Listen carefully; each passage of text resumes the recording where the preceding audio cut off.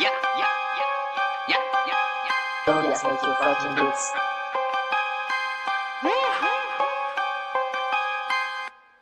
I'm about my game.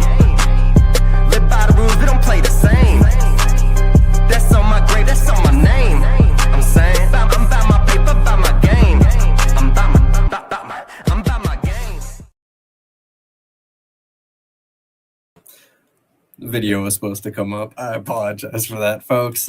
What's up, everybody? This is Thomas Christopher of the League Winners. This is another episode of College Football Now, where we'll have beat writers from the League Winners, beat reporters nationally talk about the newest happenings in college football. So a lot of fun stuff. This week's episode, we'll talk with Brandyn, Pokrass, who comes on talking FIU and FAU football practices for the spring.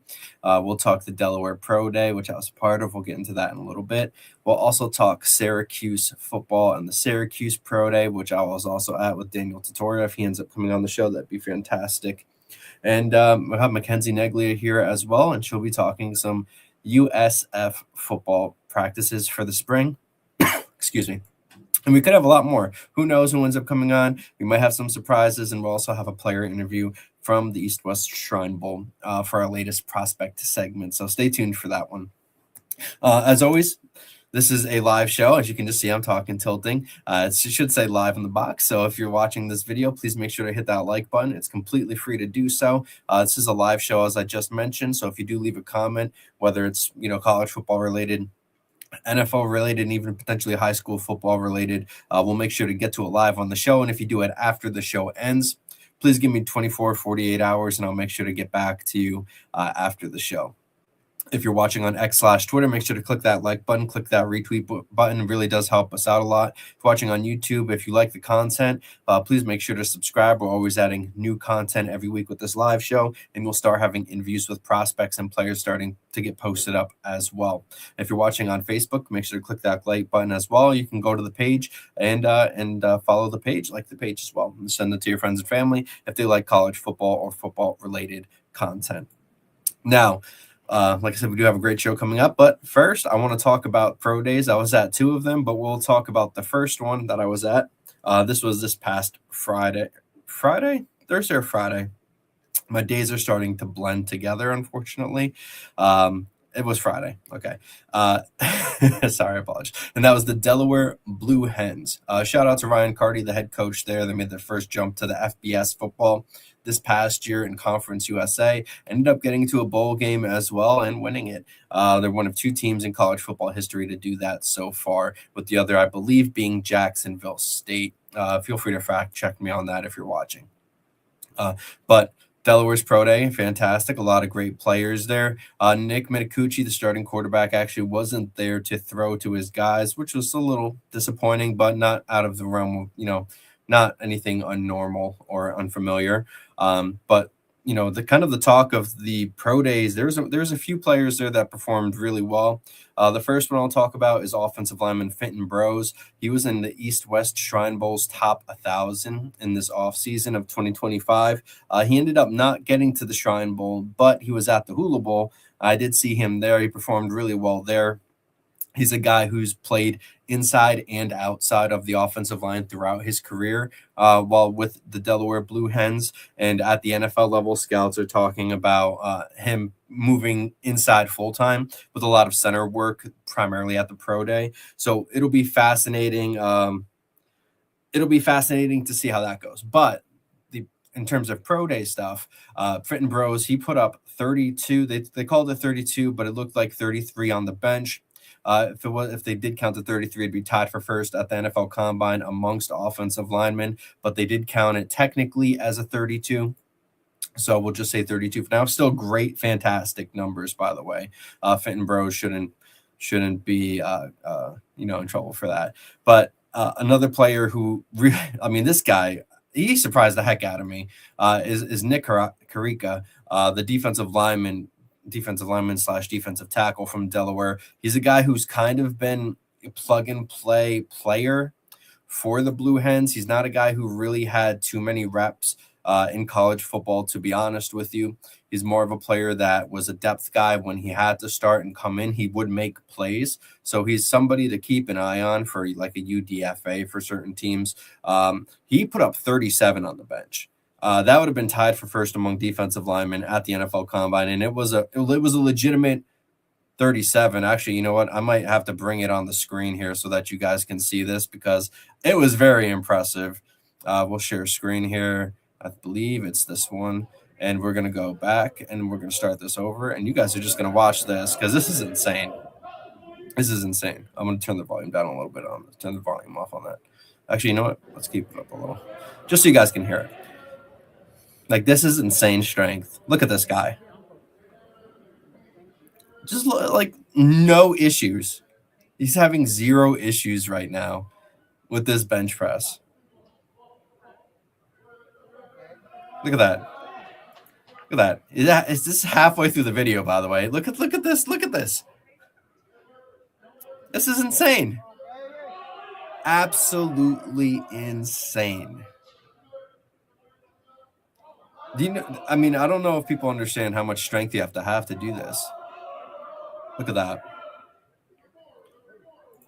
Look at this. Look at that. Look at that. That's just insane. We'll cut that one off. Actually, I do want to show Fenton Broses while I'm on here too, because he had a great rep in his own right. So we'll stop there. This one I'll mute the video for, and you'll just see this. These guys just go to work. Like, he's already at 5 in about 2 seconds. We'll see if you like. Just look at the pace that these guys go through. These were the two biggest, the strongest guys, I guess we'll say, at Delaware for this pro day. Because Bros put up 32. They had Karika at a 37. They counted the 37 because he was there. They said 36 at the spot, but I guess they later adjusted it. But, I mean, look at Fenton. He's just going to town, man. No issues at all with the bench. That's what you really want to see out of a player, especially on the trenches. You want to see a guy in the trenches hit at least 30. If he can't hit 30, there's questionable consistent strength there, especially with a test like this. So I'll back out of that for right now. I'll go to some other tests in a little bit because I do have some tests from the Delaware Pro Day. Not nearly as much from Syracuse, unfortunately, because of the way that things are going. So I might use some video from good friend Dan Tortora. I'll give him a shout out too when we put those on. But I did, let me stop. Oh, I still got the page on there. But those two guys, in terms of just the weight room session, looked fantastic. Now, safety, my son Pollard was there too. He had a 30.5 inch vertical. I thought that was impressive. But I want you guys to see this because this is Nate Reed. This is one of the kickers from Delaware. He had a 35 inch vertical, and we're going to see that. Just look at this. This is insane. By the way, great form. Look at this guy. Boop. 35 like it was nothing. You know how insane that is? That's absolute insanity, by the way. He had a great pro day, too. We'll get to that in a little bit. At the pro day, at Delaware's pro day, there was 15 teams that were there. These include the Browns, the Seahawks, the Vikings, Eagles, Saints, Cardinals, the 49ers, Raiders, Falcons, Bears, Commanders, Patriots, Packers, Bills, and Panthers. And for anybody who wants to see it, I have the list right here. I'll give you guys a couple seconds to take a peek at that list if you want to, and then I'm going to cut it back down. But pretty good amount of teams, honestly, for a Delaware Pro Day. That's kind of, what you want to see. Last year, they didn't necessarily have as much success on that end in terms of bringing guys in. But now I want to talk about the 40-yard dash times because I thought those were great. And I'll bring up the 3-cone times as well. The shuttle times are a little bit off, so I'm going to skip those for right now. But there were a lot of impressive 40-yard dash pro day times for the Delaware Blue Hens. I'll bring a couple of them up on the screen here now if you can see that. First one we'll highlight. Let's see if that highlight comes up good. Maybe you guys can see it, maybe not. It's Fenton Bros with a 5.06. Not terrible, honestly, for an offensive lineman. He doesn't have to necessarily be a world beater on that end. He just has to show that he's not completely unathletic, and he did so without problem. Kyrie Duplessis, the breakout wide receiver for the Delaware Blue Hens, hit a 4.40 on the nose. He looked fantastic. Nate Evans, a defensive back from Delaware, he hit a 4.32. That guy's pure burner speed, man. Very fast at the pro day. He was very impressive. We have Keyshawn Hunter with a 5.18. He looked good in individual drills. Nick Carico, who we talked about before, had a 4.80. Not bad at all for a defensive lineman, nose tackle-ish kind of player. Nick LeBoy, wide receiver, 4.68. Not the fastest, but that's not the kind of player that Nick is. He's more of a possession receiver, good route runner. If we have some time, I'll try to get to some film where he made a nice over-the-shoulder catch. The aforementioned Myson Pollard, who's a safety there, he had a 4.54. Great to see out of that. Jason Scott, another defensive back, had a 4.67. James Yelbert, defensive lineman / edge kind of player, he had a 4.72. And then we have Brendan Lack, the punter, who just decided he wanted to run, and he hit a 4.73. So that was very cool to see. Most impressive 40 times there for me is Kyrie Duplessis. You wanted to see him hit at least a 4.4. He's a good wide receiver. He broke out under Nick Minicucci this past season on a team that he kind of came out of nowhere. I mean, nobody was expecting Duplessis to really step up and be the guy that he ended up being for the Blue Hens this past season. Nate Evans is another guy, fantastic number, obviously, with the 4.32. You don't hate to see Myson Pollard with the 4.54. That's not bad at all. And like I said about Fenton Bros, the 5.06, that's just – it is what it is for an offensive lineman. Don't necessarily have to worry about that unless it gets past like the 5.2s of the world. So I'll bring up a couple of the 3 cones because those were the other ones that I got to get as well. Fenton Bros, a little bit slower on that 3 cone, 7.61, still not really terrible for an offensive lineman. Nick LeBoy had a great one there with a 6.95. Anything under a 7 for skill position players and defensive backs is kind of what you want to see. Same with linebackers and running backs, obviously. Skill position guy, like any position outside the trenches, you want to see an under 7. Like that's going to be a guy that's going to be like, whoa.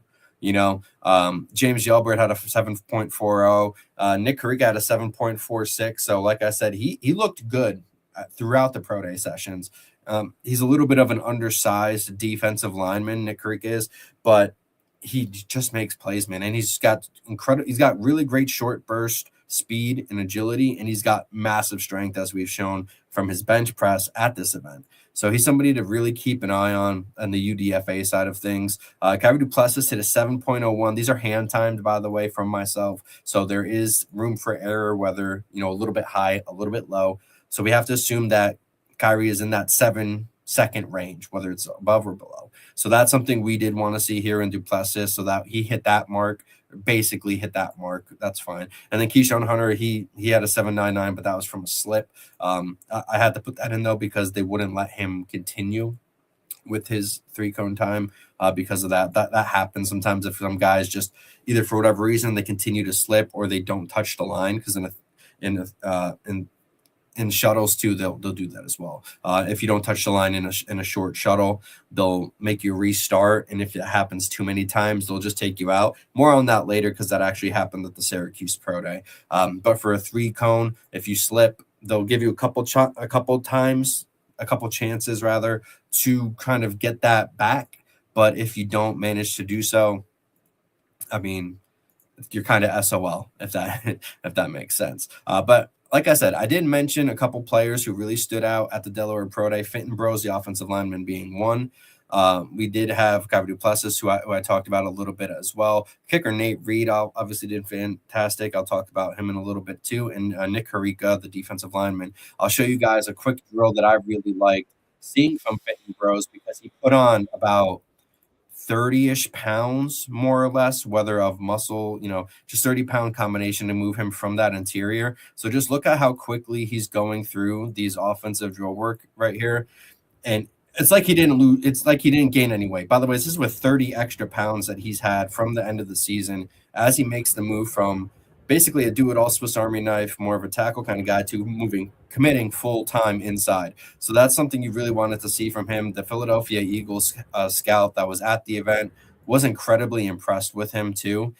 So Fitton's a guy that, I mean, he might not get drafted per se, but he's going to find himself on an NFL team going forward. And oh man, I guess I just lost my spot where I was at on the feed here. I apologize. Give me just 1 second, because there was another drill that I really wanted to try to show you guys. If you could see it, we'll see here.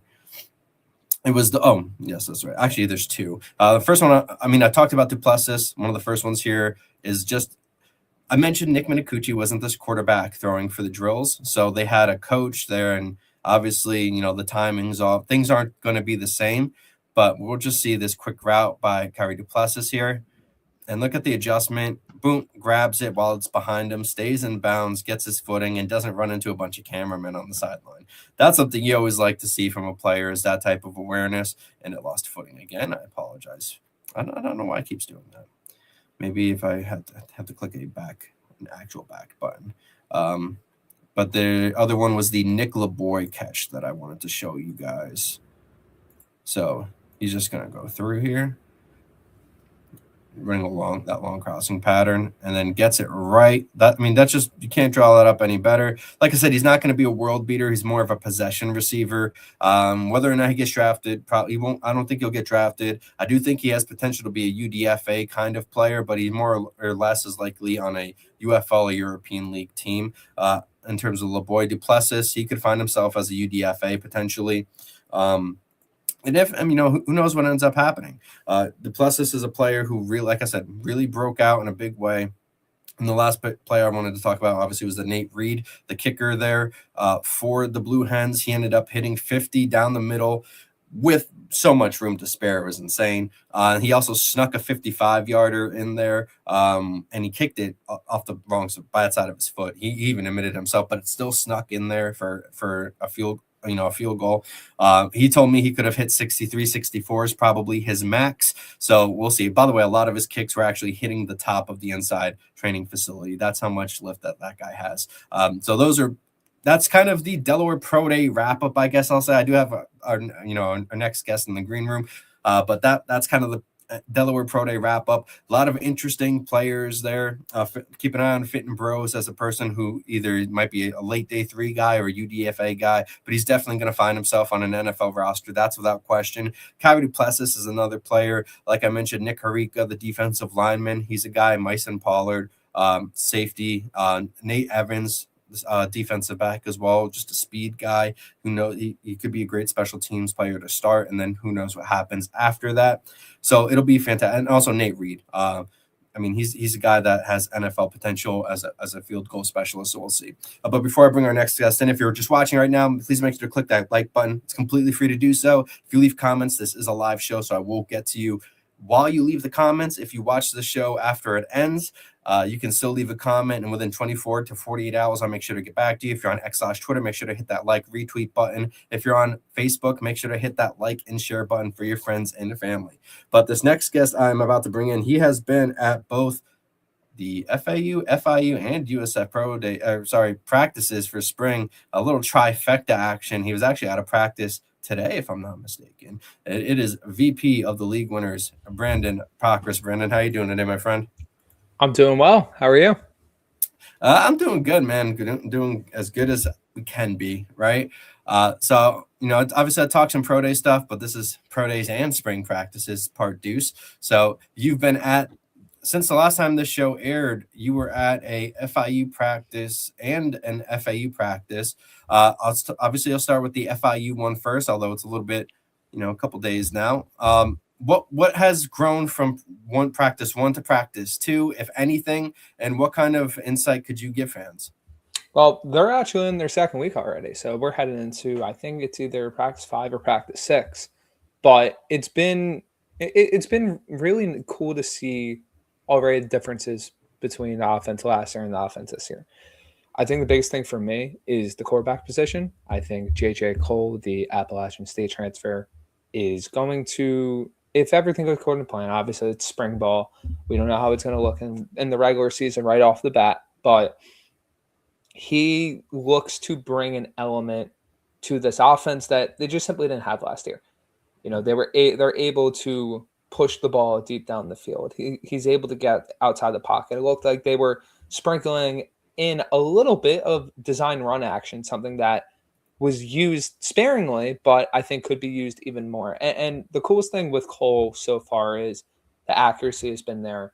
The timing has been really good. And he truly is a guy that can hit throws to every single level of the field. And, you know, at the end of the day, you might be saying, well, yeah, that's what a quarterback needs to do, right? But so many times it felt like, especially in the beginning of the season, there was a bit of a cap on the FIU offense. It felt like they were so successful at what they were great at, but it felt like they weren't able to truly take advantage of, let's say, a stacked box because the team is trying to shut down Kajana Owens. I think that there's going to be a lot of balance and a lot of things on display this year that the Panthers weren't able to show exactly last season. And a big part of Cole's success has been the wide receiver room. I mean, I could run down the list, whether it be Kyle McNeil, Eric Nelson, Amari Isaac, Tyson Carter, Rhode Island transfer Greg Gaines III, JoJo Stone. I could rattle off probably 3 more guys. That room looks to be very fun once again. I'm excited to see who really earns that playing time right out of the gate. We're still so far away, but I really think that, once again, this is an offense that could be a little bit different in 2026, and that's because of the passing attack that I think the Panthers could have. Yeah, it'll be fascinating to see that dynamic kind of change. Has there been anything you've noticed early on about the way the coaching staff's handling the players than perhaps from last year, or scheme-wise, perhaps with the way Simmons finally kind of has his guys, I guess, quote unquote now? I mean, kind of what I said. I wouldn't say that the coaches have changed, right? All the coaches there really seem like themselves, but scheme-wise, haven't really seen the full deployment from the defensive side of the ball. It's early. Pads just came on. Offensively, they're not going to show all that in the spring, right? You're not going to see every little wrinkle that they're going to have. But I think with the ability that Cole has shown even as a runner, I think that's one thing I'd be looking out for. And, when it comes to the running backs as a whole and the tight ends as a whole and just these position groups as a whole, I think the overall explosiveness on this team is really going to lend credence to a more dynamic and fun offense in 2026. Yeah, it's going to be very fascinating. I'm curious to see how that looks, especially defensively, as it develops, since they lost, so many guys to the portal. And I did talk about Delaware. Obviously, quarterback Zach Marker is there now at FIU. How has he looked at all? I mean, I know you said JJ's probably the guy, but does Marker have a place within the rotation going into summer? I'll be honest. I'm excited to see Marker progress. I haven't seen a ton of him. Personally, with it being so early on spring practice, I'm focusing on Cole, right? Because I want to see how does the presumptive starter progress and really show things over the course of the spring. A guy I will say that has stood out to me in spurts is freshman DJ Alexander. So quarterback split off. Alexander working in a lot of the same types of drills with Cole, and I've been really impressed with his throwing ability, his athleticism, what he's able to do. Obviously, it's not perfect because he's an early enrollee. He's getting his feet wet at the college level much earlier than guys of his age. In a different world, he's still finishing his last year of high school. But to see what I've seen from him already right off the bat as a freshman quarterback who's trying to pick up the scheme and trying to pick up certain drills and trying to do all these different things, I'm really excited to see how he continues to progress. He's one I definitely have my eye on in that quarterback room. And hey, maybe he doesn't play, but maybe he has a chance to win that backup role. We'll see. Yeah, the quarterback position, especially for that team, obviously there's a lot of other stuff, especially on defense because they lost so many guys. Excuse me. But I'm curious to see how the quarterback play elevates FIU this year, because we kind of saw what happened with the transition to Pazanski last season, and we saw a little bit of an elevation in that offense that we've talked about, dozens of times. But before we kind of move on to USF, what are the key things you're still looking for, if anything, as you continue to watch FIU practices, or what other names should fans be looking for? Well, I got to shout out the defense too, because this is a team that football is both sides of the ball. As much as I'm excited to really watch the offense, I could rattle off probably 15 other guys on the offensive side of the ball. I want to highlight a few players from FIU's defense.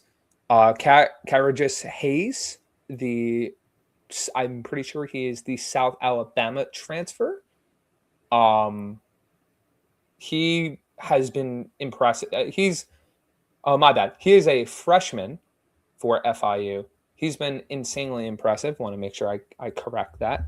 But he's been insanely impressive through the beginning of practice. I've loved how his ball skills have looked. I loved how he's attacking the football. He's been very, very good on the back end as a player that I am keeping an eye on over the coming weeks. Lawrence Johnson, the FAU transfer, he had some big-time plays in Monday's practice. I was a big fan of him when he was at FAU. I'm a big fan of him at FIU this year. So I think he's another one to watch. In the secondary, Shamir Sterling, obviously one of the returners. He's probably one of my favorite players on the defense overall. Yeah. He is a guy that I think can really elevate his game. He added muscle mass. He is in more of that leadership role. I really think you're going to see a different level to his game in 2026. And then at the linebacker position, keep an eye on Josiah Taylor. He was one of the players that really stood out because of some of the injuries that they suffered. And with Johnny Chaney gone and really that other spot alongside Percy Courtney open up and really some of that competition, I think Josiah Taylor can be one of the best players on the defense, period, and one of the best players on FIU's team, period. So those are some other guys that I'd keep an eye on. Yeah, I'm specifically for this year, I'm very curious to see how Simmons adjusts losing on so many guys from the defense, especially on that back end. So I'm fascinated to see how that goes, and it'll be very great to see just how that team molds together in Willie's, second year, where kind of he has more, I guess, leeway to do what he wants to do and isn't necessarily pigeonholed by, players that were already on the roster. Nothing against the players or coaches, obviously. That's just the way of the world sometimes. But before we talk FAU, we actually have our next guest in the green room. And before we get there, though, if you're watching this show, please make sure to click that like button. It's completely free to do so, live show. So if you do comment, we will get to those comments completely live. If you do it, watch us after the show ends, 24, 48 hours. I'll get back to you, I promise. But before we go there, I do want to bring on our next guest in the green room. She actually covers the USF Bulls with Brandyn. It is the wonderful Mackenzie Neglia. Mackenzie, how are you doing today? I'm good. How are you guys? I'm doing fantastic. So obviously you and B have gotten to watch some South Florida Bulls action. New head coach Brian Hartline for spring practice with USF. What has been your thoughts about the early spring football sessions? I mean, it's a completely different feel. Like Brandon knows, I kind of walked out there on the first day and I was like, I don't know what's going on or where to look or what's happening. But no, I think it's exciting. It's kind of, you really see like the stadium now in the background, and it's there's a lot to look out for. I think that's kind of, like the simple answer is just everything. Like everything just seems different. So yeah, is the stadium like right by where the oh, okay, that'd be sick. I'd love to see that. So B, I'm gonna ask you the same question. What have been your takeaways from last year to this year in terms of any specific differences, whether with the way early practices are handled? I mean, it's so hard to tell because they had 2 practices and then they went on the spring break and then they're back around, I think, next week, right? They're right near the pro day. But, I think the energy is different. I'm not saying one was better than the other, but you can definitely tell that Heartline staffs bring a different type of energy this season. I'm not used to seeing the head coach involved in drill work. That is going on at USF. Brian Hartline, the head coach of the USF Bulls, is involved in the drill work and is running around. Like you can tell that this team's really feeding off the energy of each other. You can tell that, because of like so much of the open competition, because of how many guys are there and what that environment is, you can see why the energy, is so high. You can tell why this team looks hungry, right? Because in a different world, they could be a bit more like passive. They couldn't be like, well, we don't know what it's going to look like, so let's not do X, Y, and Z. But that energy is the main thing, like Mackenzie said, that pops off the page. Like you walk out there and you can tell that everyone's engaged. You can tell that they're willing to work very hard. And, you can tell that there's a lot of talent on this team. It's just going to be interesting to see who really emerges over the course of these practices and really in that time period that culminates in the spring game. Yeah, they've definitely put enough money into it, whether it's the players themselves or just the program in and of itself, to really be contenders, not just in the American, but wherever or if ever they decide to leave the American, where they end up going from there, they're already in a good situation in terms of financial and just hierarchy, right? In terms of what they're doing over there. Now, Mackenzie, I mean, Brandyn kind of hit on a little bit who sticks out. I know it's very early, but are there any players that fans should? I mean, a lot of new names too, right? More than half the football team is gone from last year, especially some key players like Byron Brown. A lot of those guys went to Auburn with Alex Golish. He who shall not be named for many USF fans, right? But I mean, who is, I guess, sticking out? Who should fans keep an eye on, if anybody? Yeah, I mean, in terms of quarterbacks, I think that's one of the position battles that like most fans are really curious about. I'd say from what I've seen so far, I like Luke Kromenhoek. I like what he's done. I also like the running back room. I think they've been really fun so far. Chase Garnett is probably one of those younger guys that I think could really emerge. But really, I mean, those position battles go for all of them, and I think, and I've been kind of trying to do my homework too. I tell fans, get to know these guys and their names and their stories, because they're all unique, but it's entirely different team, and there's a lot to learn from them too. Yeah, it's a lot of work, especially when you lose that many players, that many like key contributors. It's not like there's too many returning guys that are going to have a prominent role. There's a handful, but that's, you're seeing, we saw an exodus that, happens with every coach that leaves somewhere, more or less. But it'll be a lot for not just fans, but for you guys too, right? To try to learn a lot of the names in a short amount of time. So B, I'm going to kind of ask you the same question. We've talked about this a little bit more in depth though, B, especially on the show, but just for anybody who hasn't listened, what position groups are you looking for, or players that you might be looking for?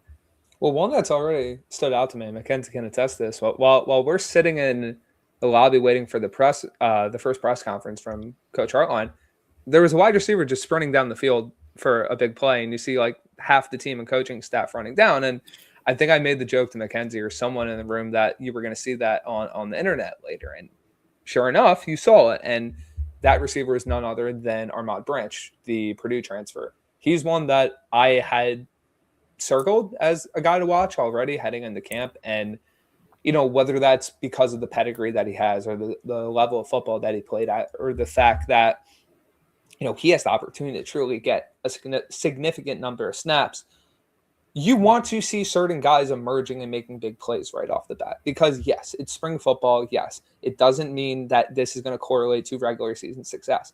But when you have so much competition in a room, plays like that and things like that are going to make you stand out, and it's going to help your chances, right?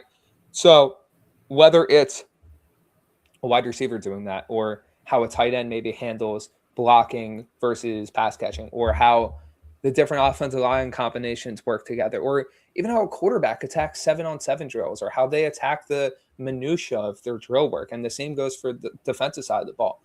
I think it's so important to understand the context of what you're dealing with, because yes, it is spring football, but guys do emerge, and you can tell who the key stars or guys that are going to stand out from spring ball. Look at last year. It wasn't a 1-to-1, but a guy like Jeremiah Coger for USF had a very good spring. He was a guy that really turned some heads, especially in the spring game. Lo and behold, mid-season, Jeremiah Coger turns into one of, if not USF's best wide receiver, right? So it's not 100% hit rate. Nothing in this world is. But there's definitely some correlation between guys emerging for teams and doing the right things in the spring and what it looks like in fall camp and regular season games. Right. Yeah, that's what I mean. It's kind of like a weird thing, right? Because some teams, guys who show off in the spring don't necessarily get that same leeway, I guess, when it goes to, summer and eventual fall. But on other teams, guys who show out in the spring, they get their shot and they want to ball out, and who blames them, right? So I mean, not only that, but we're starting to see some thirst trapping, some sex symbols from the USF squad. Brandon, you know about this more than anybody. For those who aren't, for the first time listeners here, we actually had a viral post. Well, Brandon had a viral post regarding Wyatt Sullivan, friend of the league winners, friend of the show, from his FAU days, and now he's at USF. And my man was thirst trapping with the crop top. Shout out crop top Tommy, if anybody knows that. Going way back now. But Brandon, I mean, what are your thoughts on that? Did you expect that to explode? And what has your reaction to that been? My reaction to it is that it's been a very interesting experience in the world of Instagram, one that I had not fully confronted up to that point yet. Also, it was my first case of having content stolen by one of the aggregation farms on Twitter. So, I guess when that happens, you've officially made it. But yeah, it's definitely been a bit of an education into what makes Instagram tick at certain points in time, because I got nothing for you. I couldn't tell you. But you know what? Yeah, it's one of those things where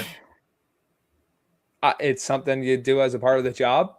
It's something that you do every day in, day out. And it just so happened that this post with a incoming leader, and I think a player that's going to produce a lot of big numbers for USF, and Wyatt Sullivan, a question that I was very interested in asking him and in how he's approaching this season.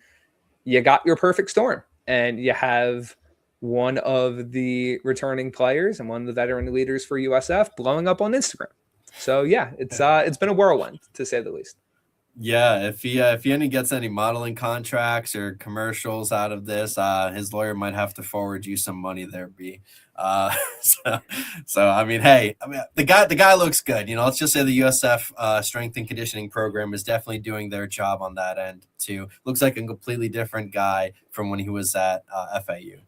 So that's, great for Wyatt. Wyatt Sullivan's a great guy. I don't know his Instagram handle off the top of my head. Well, I'll get to it before the segment ends, so we can give Sully a shout on IG. But before we get going a little further, Mackenzie, just kind of going back full circle after we go off of the thirst trapping segment from Wyatt Sullivan and Brandon. Brandon's attached to this, by the way. So anytime anybody thinks about it, just think of this guy right here. But Mackenzie, like as the practices keep going on, as you get to see more of the coaches and Brian Hartline and just the way things are, what do you specifically want to see from them? Like, is there an answer you want to see out of a certain position group? You want to see like this thing happen, or is there anything you want to see from the coaches from a leadership standpoint, or just like a culture building standpoint? I mean, what are your thoughts?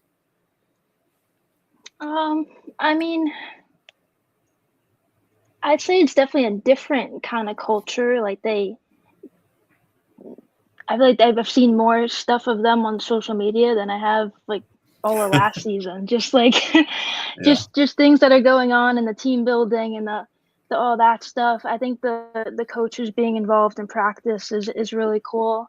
I think, just seeing more of what players start to emerge. I'm probably going to try to focus a little more on the wide receivers. I haven't seen too much of them yet. And then the defense also. But yeah, I mean, it's already looked really cool. I'm a fan of what this team looks like already. So I'm excited to see what the rest of the spring holds too. Yeah, the defense is one group I'm looking forward to seeing too, because I mean, Deshaun Rucker's gone, if I'm not mistaken. Mac Harris is gone. Jalen Schuler's gone. They were kind of staples within that defense, and now they're no longer there. It'll be fascinating to see who fulfills those shoes as well. So, B, I'm going to ask you the same kind of question. What do you want to see from the USF program as they continue spring practices? Consistency. I want to keep seeing consistency on both sides of the ball. I want to see consistency from the development. I want to see consistency in how they're building things for this 2026 season. Coach Hartline in his first presser talked about that, right? How, they're not like perfect example, quarterback spot. He said it's basically a foregone conclusion that they're not going to have their start by the end of spring. Right. But they're rather focused on building that consistency and building the foundation and building the culture. And I really like that approach because it's so easy to get lost and try to accomplish so much in so little time. I think the way that they're focusing on these practices, I want to see them act on it. I want to see them act on, that message. Mackenzie can attest to this. The core 4 things that Hartline wants to accomplish in spring that he spoke about in that presser. I want to see how they execute, because how a team goes out and executes things, and this will tie into some of the FAU discussion from Zach Kitley's presser today. How a team goes out and executes things in year one, whether it's the spring, whether it's the fall, sets the tone, right? Doesn't really matter what the roster is. Like, it plays a role, it doesn't really matter what the roster is. When you were setting that culture as a first-year head coach and you're setting that culture as the leader of a program for a guy that hasn't done that yet, it's so important. So I'm truly honing in on that execution. Yeah, that's another fascinating aspect too, because obviously Hartline had an NFL career, so he's been through the ropes from that college to pro athlete, and now he went kind of the same thing as a coach now. Maybe it's only a matter of time before he gets in the NFL himself, but that's a fascinating standpoint that I'm looking forward to seeing how that goes as well. Mackenzie, before I get you out of here, I've asked you this almost every time during the season last year. I'm going to ask it again. You've only been to 1 or 2 practices. So I'm putting you on the spot, my friend, and I'm going to have to ask you, how many games do you think USF is winning this season? Oh. She's had 0 prep time for this, by the way, folks. You're asking me the hard questions here. I know the ceiling is higher. I can say that. I know the expectations are higher. I'm going to go with 9, at least. Okay. All right, 9. So any USF fans listening right now, if they don't win 9 games, it's Mackenzie's fault. You heard it here first. I'm just kidding, Mackenzie. But I think that's very realistic in terms of expectations. The program is solid foundation. They just got to grow, and I think they could. I think who knows, if they had Heartline coaching last year, maybe something changes. Who knows? It's hard to say. But Mackenzie, thank you so much for coming on. Before we let you out of here, let everybody know where they can find you at on your social media and everything. Yeah, all my USF coverage is on my Twitter, so it's just my username is my first and last name. Perfect. So that's Mackenzie Neglia. Mackenzie, thank you so much for coming on. I truly appreciate it. Of course. I appreciate you guys. Thank you. Yeah, you take care. That was Mackenzie Neglia. Fantastic coverage from the USF Bulls. Make sure you guys find her on X/Twitter at MackenziNeglia. Mackenzie Neglia, no spaces. She's a great follow on X/Twitter for USF Bulls coverage. Now, Brandyn, it's kind of the third team now, right? You got to see them today. What are the Florida Atlantic Owls doing in Boca Raton? Is it worth going to practices this year? Is Kitley showing some stuff that they didn't show last year? Because I know last year was very, very hush-hush in terms of what they wanted to show. What were early takeaways from FAU football practice? It was more of the same. Right, we're getting started things. We're getting started here with things, right? It's the first day. You don't want to take away so much from the first day, right? a lot of drill work. Got to see some of the newer wideouts. Got to see some of the returning wideouts working in, a lot of routes on air, lots of working like the staples of the air raid. Those key things that are a part of Zach Kittley's offensive scheme. I think the more interesting things were within the press conferences with the head coach and the players. Before we get to Kittley, Wilkie Denaud, a edge rusher, is now working at defensive tackle. And then Leonard Farrow is a running back where, he talked about how excited he is to contribute to the Owls and excited that, he gets to show off the pass blocking ability and the explosive playability.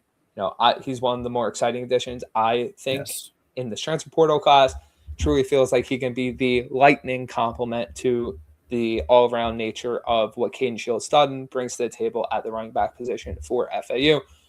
Then Zach Kittley also mentioned that Vincent Fiacable will not be playing center this year. He is playing a different position. Need to get that answer on what position he is playing, but he did mention that they are teaching him a new position. I would assume that would be one of the guard positions, and I'm assuming that they would be getting Braden Cunningham ready to play center. So I'm really interested to see how the development of the offensive line group goes over the coming weeks. But with those notes really out of the way, one more note. He mentioned already that one of the wideouts that is standing out to him when he mentioned about when I asked him about changes he's making to the offense, he mentioned personnel and mentioned Kelby Volson, the Texas Tech transfer. Mentioned he had a big touchdown today. He's one of the guys, once again, that I was excited for in the portal. Feels like one of those perfect, didn't have a chance to play that much, gets an opportunity, truly puts up a big year. I think he can do that in an offense that allowed Assad Wasim, allowed Jay-Sean Platt, and allowed Easton Messer to have gigantic years in 2025. But now, officially arriving at what I want to talk about from this presser, Kittley was asked at two separate points today about, if making a bowl game is a mandatory task, a minimum. And then later in the press conference, I asked him, what he would deem a successful spring and a successful fall and the changes he made as a head coach. Right. He mentioned that, yeah, of course, a bowl game is the goal, but he also said that he's not even really talking about that or conference championships with the team, and that he is more so focusing on, and I want to make sure that I am not, it's not a direct quote, but referencing my notes from today. Kittley mentioned that they're focused on improving. They're focused on, figuring out, what they're good at. They're figuring out, what this team is going to look like. It really seems that it's a more interior focus. It truly feels like they are not really, looking at the trees, right? They're not even using those words. He wants to put those guys in the best possible position to succeed. He feels good with where they're at, but he's not setting those, at least in the media speak, because we all know coach speak is a real thing. Yeah. He is not using the same verbiage that he was using last season. So right? I was going to say, yeah. Later in the press conference, when he referenced the fall, he's like, I'm not even looking towards the fall right now. So it truly seems that either A, he's not being as open in terms of the season goals, or B, he's truly narrowing the focus for this FAU team. And I don't necessarily think that's a bad thing, right? You're dealing with some injuries in camp. Kittley mentioned that Caden Velkamp will potentially toward the end of camp participate in some 7-on-7 drills. Team drills kind of up in the air. Leon Hart is among the players that is Caden still recovering from his shoulder surgery? Okay. Yes. Okay.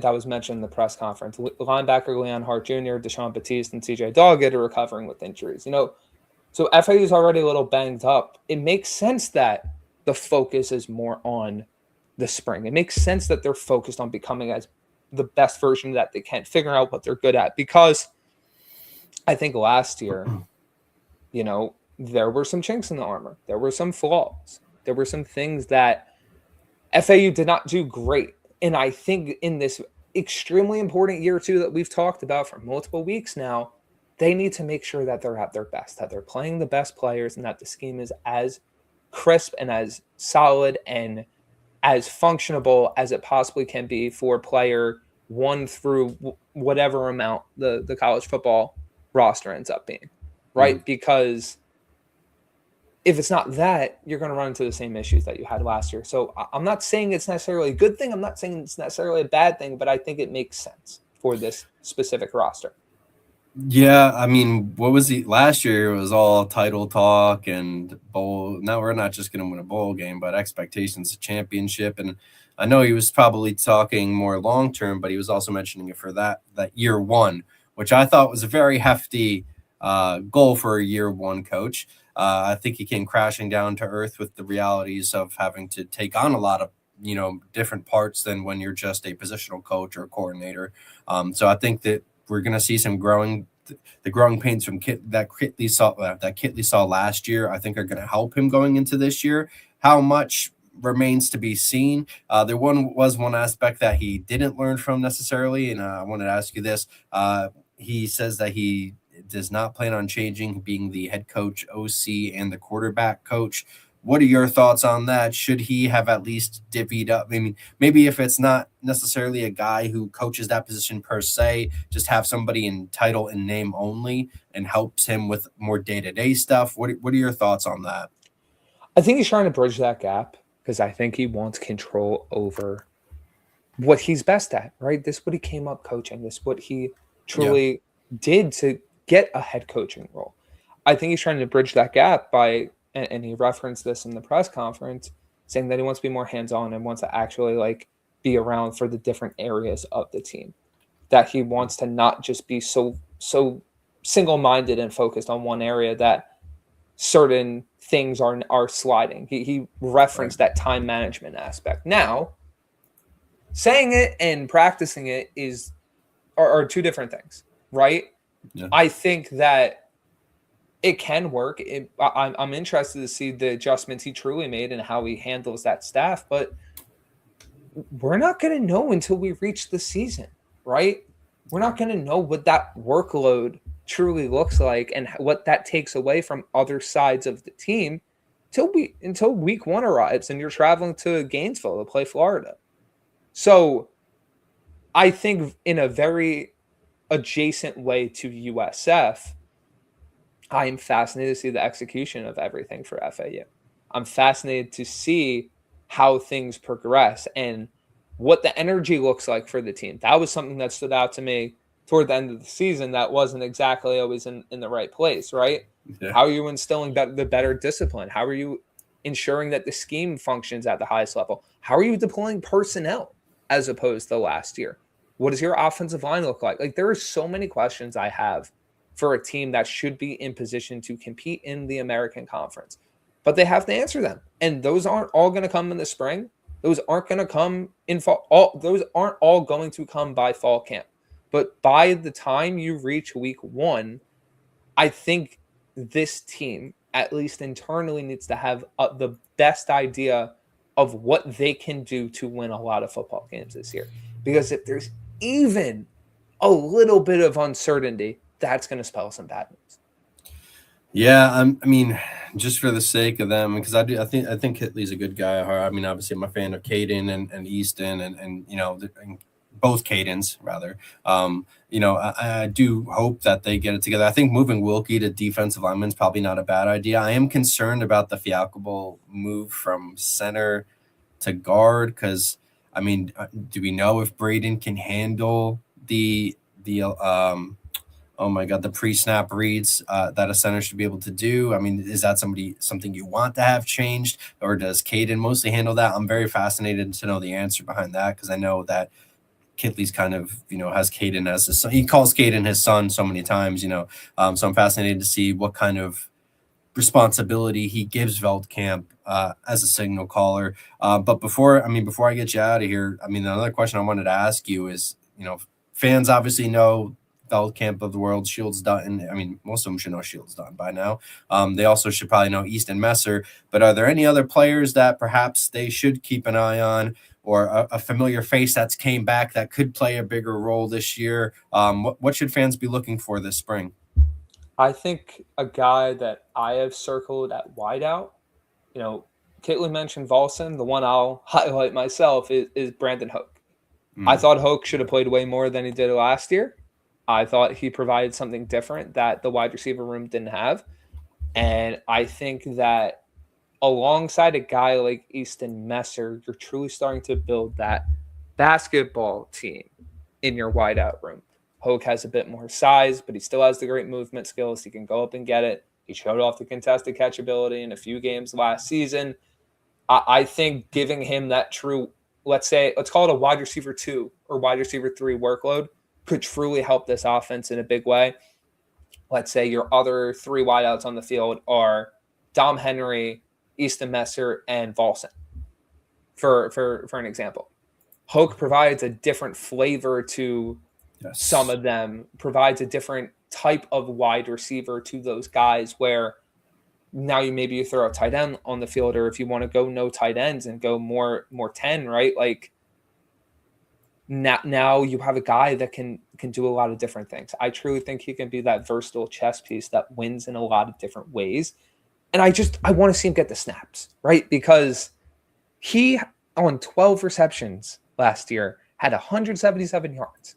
Yeah. Like, let's extrapolate that over a real workload. That's a big time season, right? If he actually gets the targets and actually gets used in that prominent role. I could rattle off so many guys in the running back room, so many guys at tight end, defensively. I've mentioned multiple guys in article that you guys should check out on theleaguewinners.com covering FAU as in terms of the spring and previewing what to expect. But if I were to truly narrow it to one guy, I think Brandyn Hoke would be that one in like the neon lights, because I really think he can be a breakout guy this year. And saying Caden Shields Dutton would probably be my second one, but that's cheating. I think he already had a semi breakout last year. But once again, what it comes down to for Shields Dutton, just like Hoke, they got to give him the workload, right? They got to give him the workload to truly capitalize on the amount of missed tackles forced he had, the amount of 10-plus yard runs he had, and that true power element that they just lacked desperately last year. And they seemed to finally realize it late in the season.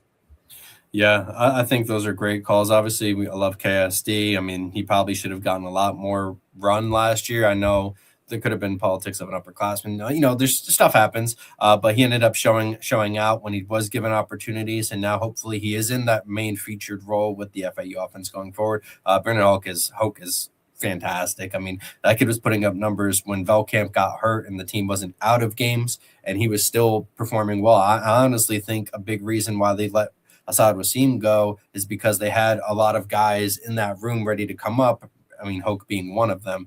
So I'm very fascinated to see how that plays out. I mean, obviously we have a long spring, and who knows how much of that they'll actually let you see. Hopefully it's more than last year, but we can only guess, right? But B, I appreciate you coming on, man. I love talking. Obviously, I love talking to you. Let everybody know where they can find you out on your social media and everything, and your coverages and what you have next. BPOC24. You can find that on Twitter. I'm sure a lot of you have found that on Instagram as of late. I appreciate it. Thank you. But you can find it there on Blue Sky at Brandyn-Pokrass. And I'm also on TikTok, where I post a lot of the short form video content that I've been putting on Instagram as well. Expect more of that as the season continues, as we head into the summer months and head into real regular season college football. But thank you once again for having me on. Yeah, can't wait. And we'll probably have some media days in between that time. So it'll be fun. Brandyn, thank you so much for coming on, brother. I'll talk to you later. Talk to you soon. That is Brandyn Pokrass, VP of the League Winners. You can find him on Instagram /Twitter at BPOK24. He is a thirst trapper now on Instagram. You heard it here first. Go check out that Wyatt Sullivan video. Actually, you know what? Before I go to our interview segment, because every show we usually we run an interview from a player that we've seen or talked to. got to give the shout out to Wyatt Sullivan, and I did find his the post there. I just got to see if I can find his @ because that was the one thing, because he is tagged in it, but he's not he is not collaborating on the post. So make sure you guys are following tight end Wyatt Sullivan. He's gained almost 4,000 followers since that post, at least more. He is at Wavy, WAVY, Sully, SULLI.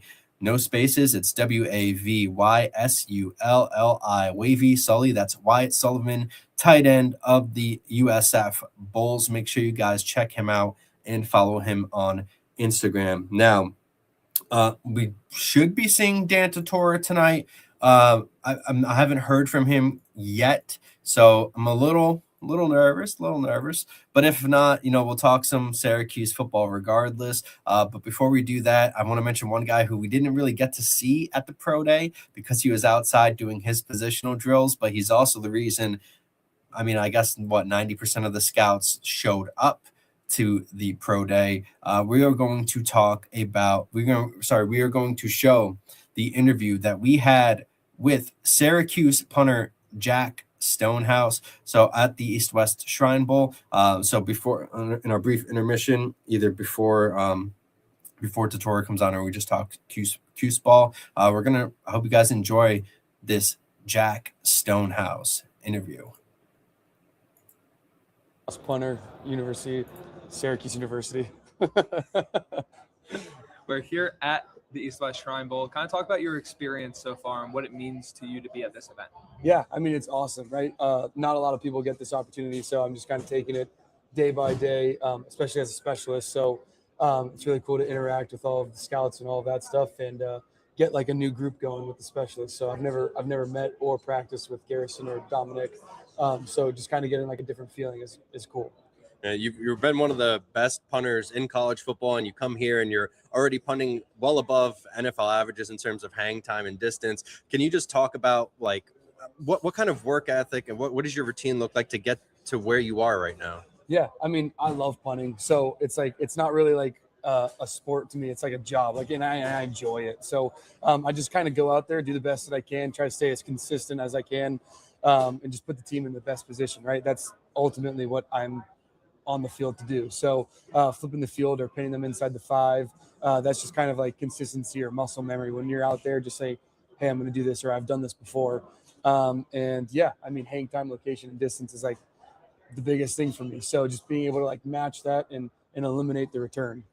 You mentioned working with a whole new group of specialists and, also working inside at the Star, like a very unique practice facility in terms of lighting and setup and everything. Can I talk about how your routine has been throughout this week and maybe some of the differences you've had to adjust to being at an event like this rather than, with a unit and group that you've been with for a very long time in Syracuse?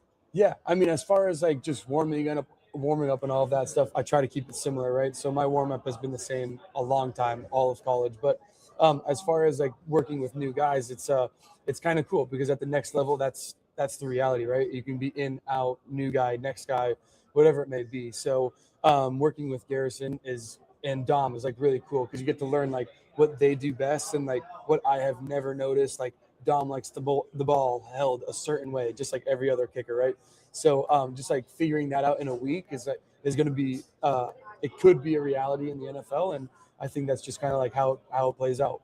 So I'd like to ask everybody, it's like, how did you actually get into football? What made you decide like, hey, I actually want to pursue this?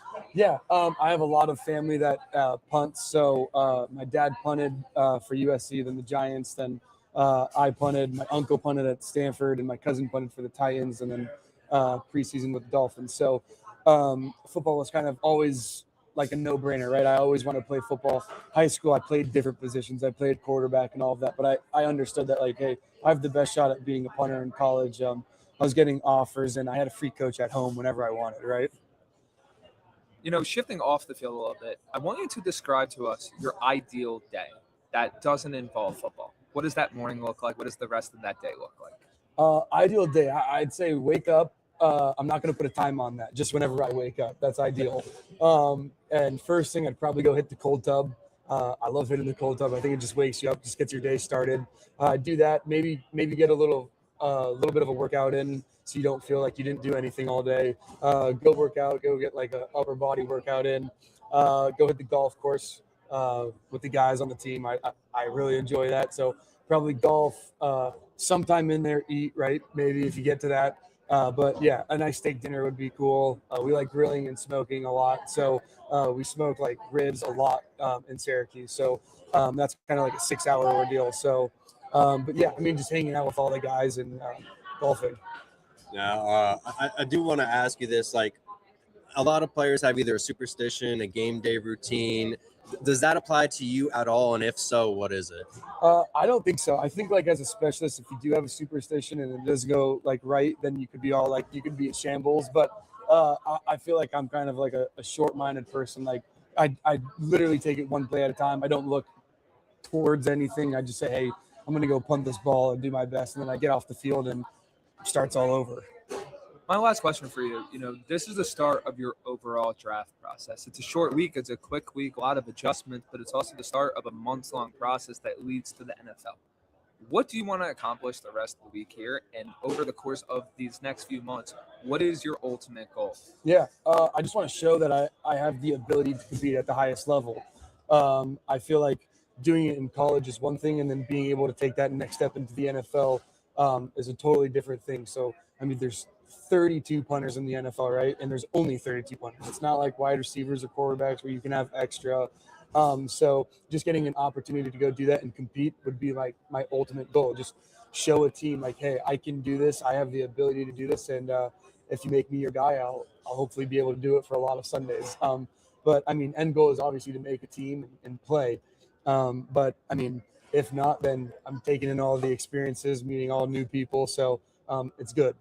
And, obviously this past year at Syracuse, playing in the Dome, can you just talk about that experience, the fans, the coaches, just what are your thoughts on Syracuse? Yeah, I mean, it's electric. When the house is rocking, right, when everyone's in there, all the noise stays in. So it's pretty awesome. The fans are awesome. I had a little section next to my kicking net that loved me, and they always talked to me. So, like, the last game, they had this huge banner that said, like, thank you, Stoney.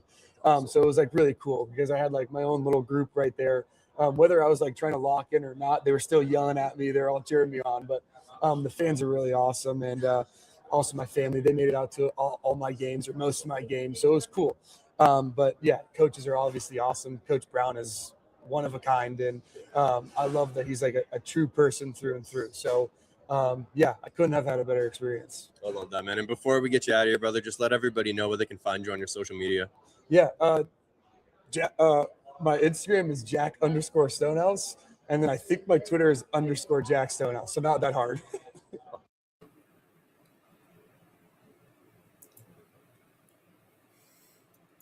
Well, it was supposed to put me back on there. Gotta love technology, right? That was Jack Stonehouse, obviously, of the Syracuse Orange. Like I said, he was at Syracuse's Pro Day, and while he wasn't doing any formal testing, why would he? He was doing positional drills, and he obviously aced it there. Shout out to Stoney. I did catch while we were watching this video, I did catch some very interesting other testing. The Washington Huskies had their pro day, and I want you guys to see this because wide receiver Amari Evans had a 41-inch vertical jump today, and I just want you guys to see this before we go on to the next little segment there. I want you guys to look at this. This is insane, by the way. Look at this. Whoop! That's insanity. That is insanity. Do you know how high you have to jump to hit a 41-inch vertical? That's insane. But anyway, before we get on, it looks like we may not have Tortora for tonight's show. That's fine. I ended up actually going on Tortora's show this morning, so make sure you guys check that out at WakeUpCall.com.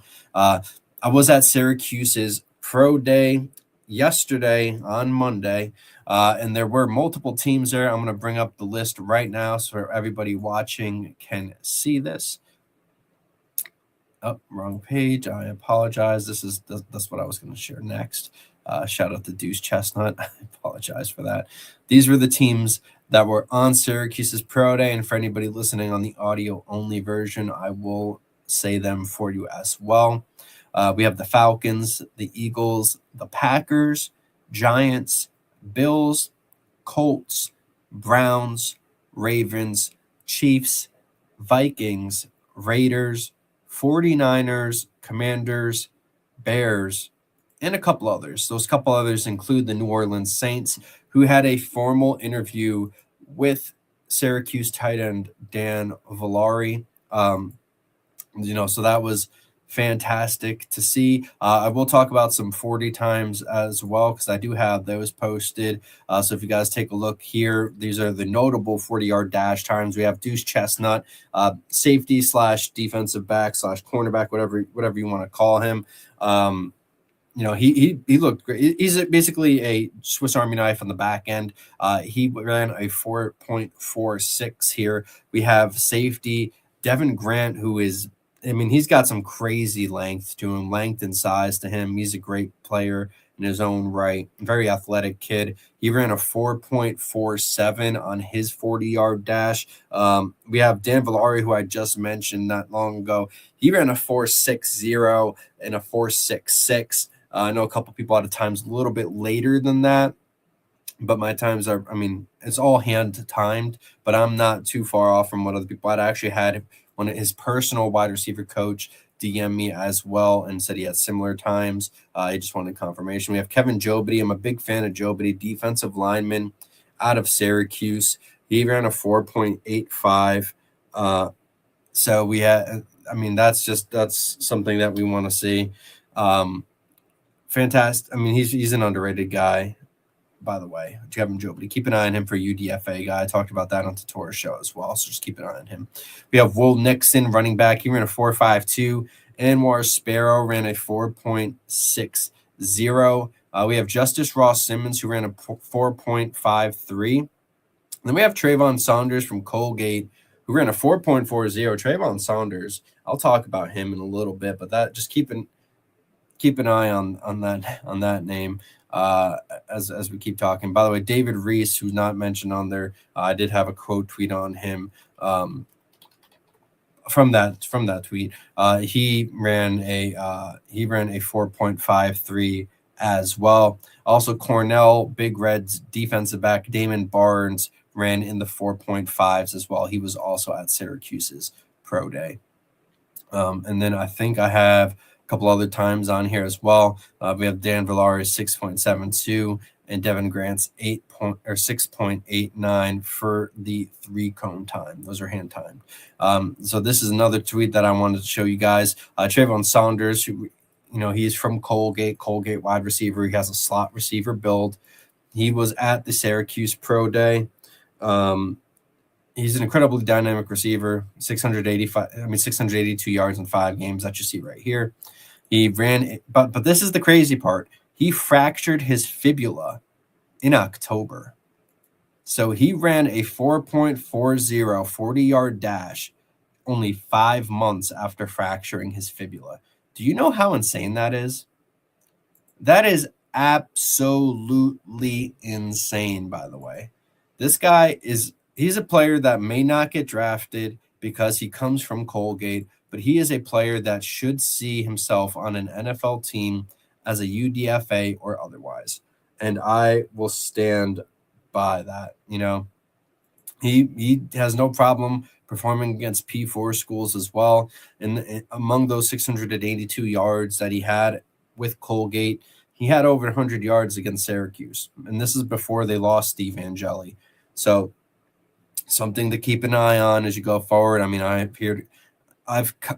wouldn't say it's a complete comp, but he's very similar to Calvin Austin, just in build. He's a little bit slower, I guess we'll say, than Calvin Austin was, at least in testing. A little bit less athletic as far as testing goes, but I do think that Trayvon Saunders is the better route runner going forward. He's somebody to really keep an eye on as we go through these. And like I said, I mentioned David Reese. He ran a 4.5 340-yard dash as well. Deuce Chestnut looked fantastic. And the reason why I wanted to mention Deuce Chestnut is I had another tweet saved here that I am going to show you guys about what happened after his pro day. I mentioned Dan Villari had a formal meeting with the New Orleans Saints at the pro day.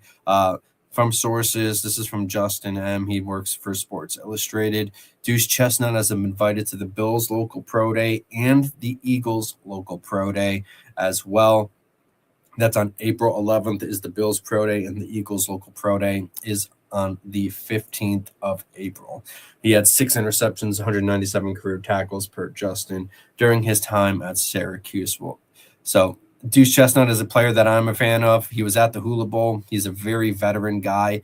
I don't know if he's a drafted guy, but he might be a UDFA. He's very feisty. Teams have said that they want him to either be a cornerback, a safety, or a nickel. Teams have talked to him about playing all 3 positions or specializing in just one position.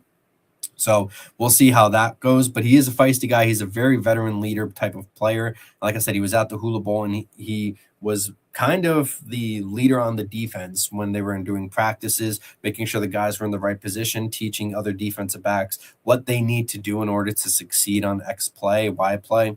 So Deuce Chestnut's a guy I'm a very big fan of. I also want to give a shout out to Dan Villari, who we mentioned as well. Huge fan of him. For those who don't know about Dan Villari, he was originally recruited to be a quarterback at Michigan. He went to Syracuse, was told to play tight end, told to play tight end, then he got played quarterback, then he played, running back, wildcat back, then he got moved to tight end again. And, he's a guy that didn't want to make the switch to tight end, and it ended up working out for him. Now he's probably going to be an NFL player. You guys have heard some interviews, especially from our Caleb Fortner on the show in the past. He shouted out Dan Villari as a player that's going to be at the next level, and I truly think that's the case as well.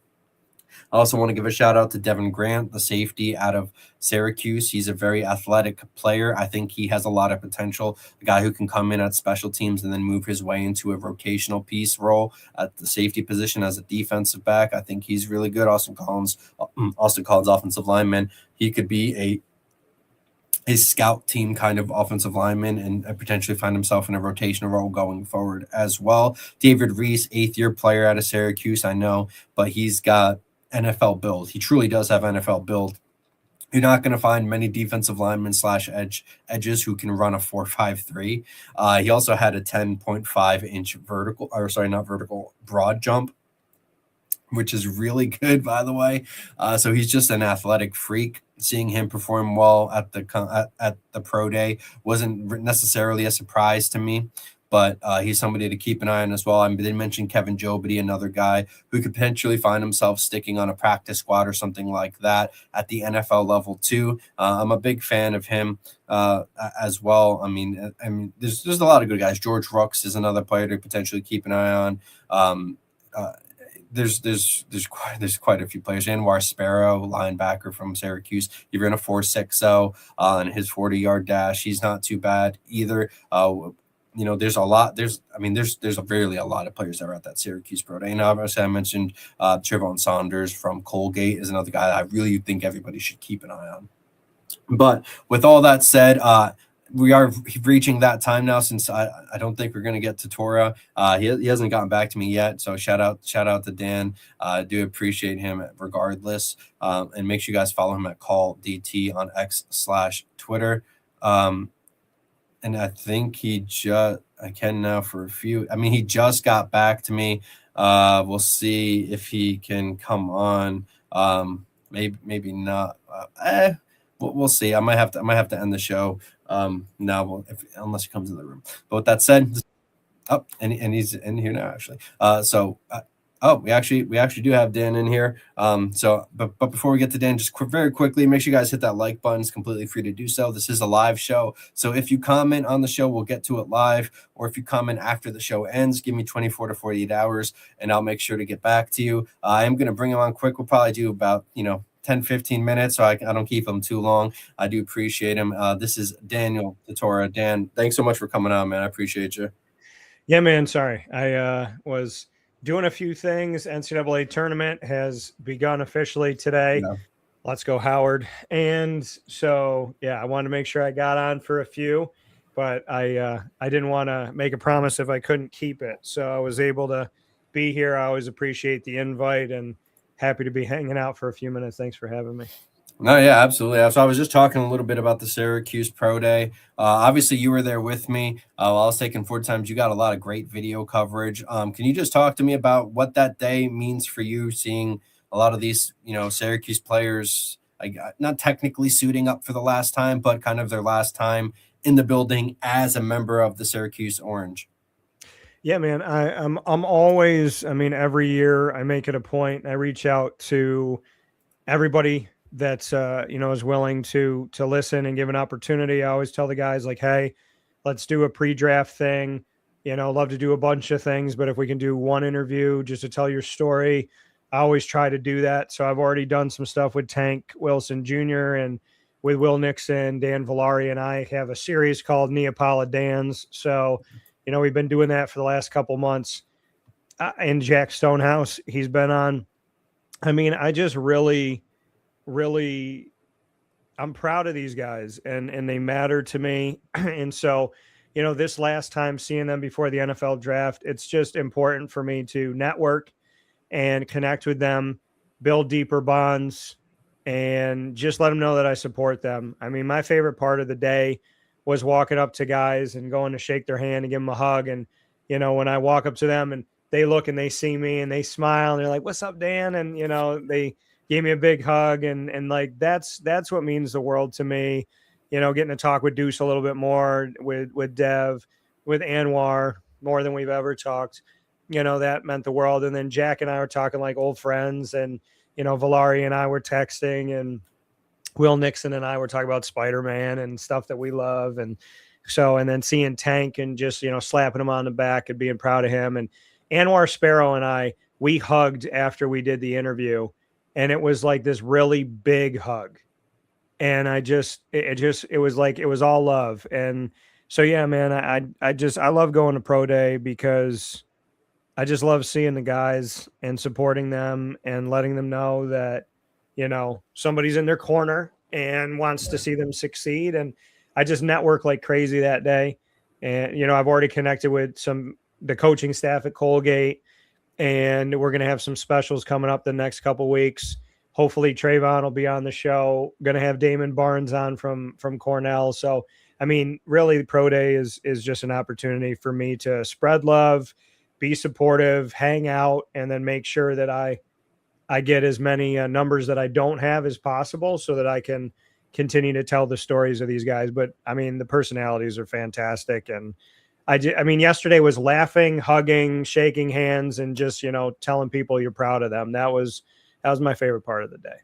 Yeah, I mean, honestly, you can't go wrong with that, right? And you did mention to me, on the show earlier today, on your show, I gave a plug earlier before you came on, but that Villari ended up talking to the Saints, and I just got word that Deuce Chestnut's actually going to be at the local pro days for the Buffalo Bills on the 11th and the Philadelphia Eagles, which I think is on the 15th. So it's just great seeing Syracuse guys actually starting to get, some actual attention from the NFL team. So I want to ask you too. I mean, obviously I don't want to have you say pick a favorite, but was there a player that, whose performance stood out to you and you were like, whoa, I didn't expect him to test as well as he did? Or was there somebody where you're like, well, I knew he was going to test well, but man, I'm still blown away?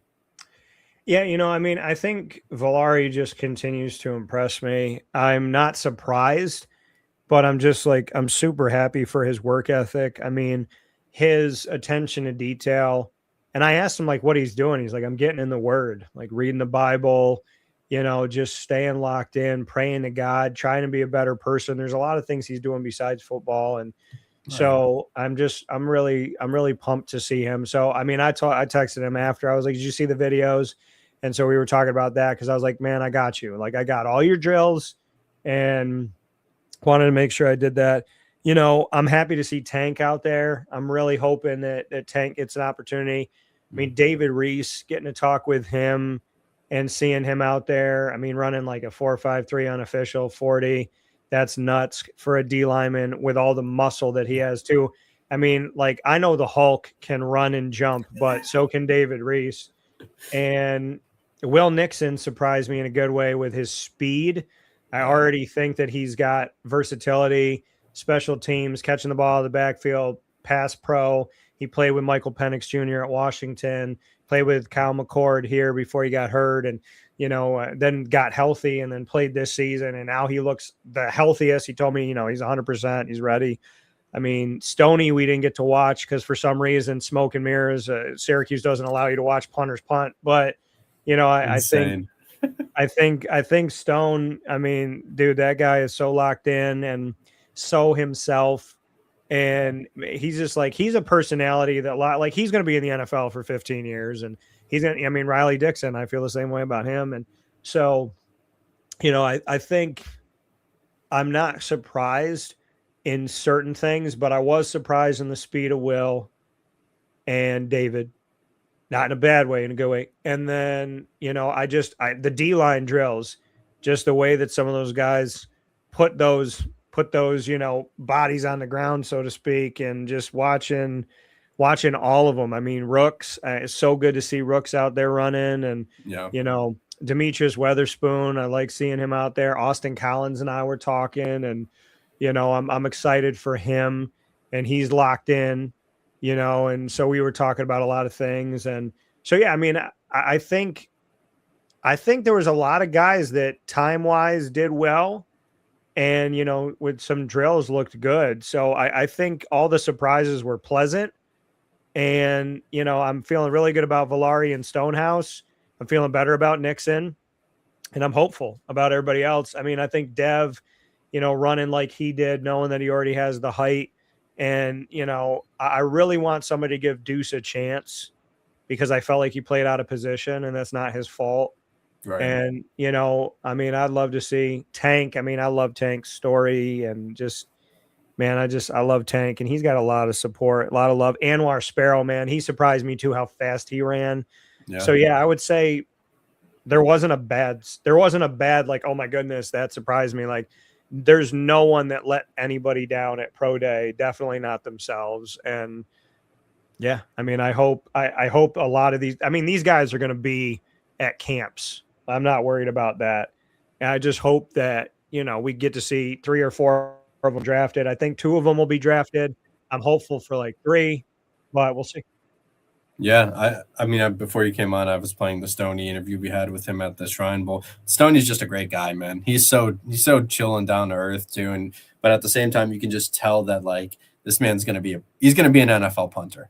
You just know he's gonna be there. And I completely agree on your other points too.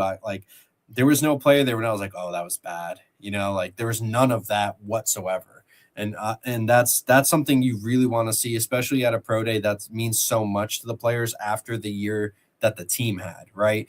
Team, I mean, after Angeli went down, the team kind of fell apart. No really fault of the players. Obviously, there were some issues that Fran had at the coaching staff and things of that nature. And, not having I don't mean to shade Ricky Collins, but not having a completely competent backup behind Angeli. It seems that they potentially have changed that this year. We saw a quick glimpse of one of the quarterbacks on the roster who was throwing during the pro day. Yeah. So, that's changed. But seeing those guys, I feel like this was an important day for them because of everything that's kind of happened. And I mean, this past year is kind of like a summation of Dan Villari's college career, right? I mean, anything that could potentially go wrong went wrong. And he was 5th in yardage for tight ends before Angeli's injury. But you know what? It still doesn't seem to have caused a massive issue for, his NFL draft stock, which is what I want to see. I know that's what you want to see too. So I can't be happier that these guys performed as well as they did. And it just speaks to, and the community was great too, right? How many people's parents and friends and family were there, and everybody talking to us and just showing love. I don't think too many of the other reporters were really talking to the fans or interacting with them at all. So it just makes me happy that, me and you were able to be, obviously great to see you as well, but me and you just being able to talk to the family, talk to the players, and just have a good community aspect at an event that should be like that. No, I think the families were phenomenal, showing up with the split jerseys for Sparrow. They got them for Villari too. And I loved it. I loved the support. And Dev being with his people, Deuce, Anwar, just seeing the families show up and love on their guys. Austin Collins having people there. I mean, it was really, really nice to see the love and support, and that means the world to me. So I mean, I want to see all these guys be successful. Right. And that's the thing. Like when I go to a pro day, like I'm going there, relax gear. I got my Under Armour on. I got my WakeUpCall gear on. I'm just hanging out like a coach, just trying to, soak it all in, enjoy another ride with the guys, and just know that like whatever happens, I got their back. I think when you walk into a room full of people that you love and you just want to see succeed, you just walk different. And I mean, me going there yesterday, it was like laying on a couch. I was just comfortable. I was just out there having fun. My body wasn't like, man, you've been on your feet for 4 hours. Like I could have been there all day. I mean, it was just a great time. And I'm proud. I'm bitter that we didn't get to see Stonehouse kick, but I'm proud of everything else. Yeah. Hopefully not seeing Stonehouse kick leads into not being able to see many practices, because who knows with the way that Syracuse likes to work, right? That might have been the most time we've had in the building than we had all practice. I mean, we said that on your show. And that's why I slept there last night. So yeah, by the way, if you guys don't know where I was on Dan's show this morning, or if you're listening today, it was yesterday. So make sure you guys find that at wakeupcall.com. Dan, but before I kind of get you out of here, because I didn't want to keep you too long, because I know we were running late and everything. Just what were your final thoughts about the event? I mean, were you surprised to see a player like Elijah Clark come back and watch the guys and discuss with the guys? Were you surprised that there were as many recruits as there were there? And were you surprised that they moved the showing section of us to like 30 yards down the other way? Yeah, I don't really feel like you have to keep the media in a holding place, but I thought that was weird. I felt like I was at New Year's Rockin' Eve in Times Square a little bit. So, which I don't think I'll ever do, because people get there like 10 hours in advance. Yes. And then I was like, well, you can't move because you lose your spot and it's cold outside and there's thousands of people. So I'm like, how do you go to the bathroom? And they're like, oh, we wear diapers. Absolutely not. Like, absolutely not.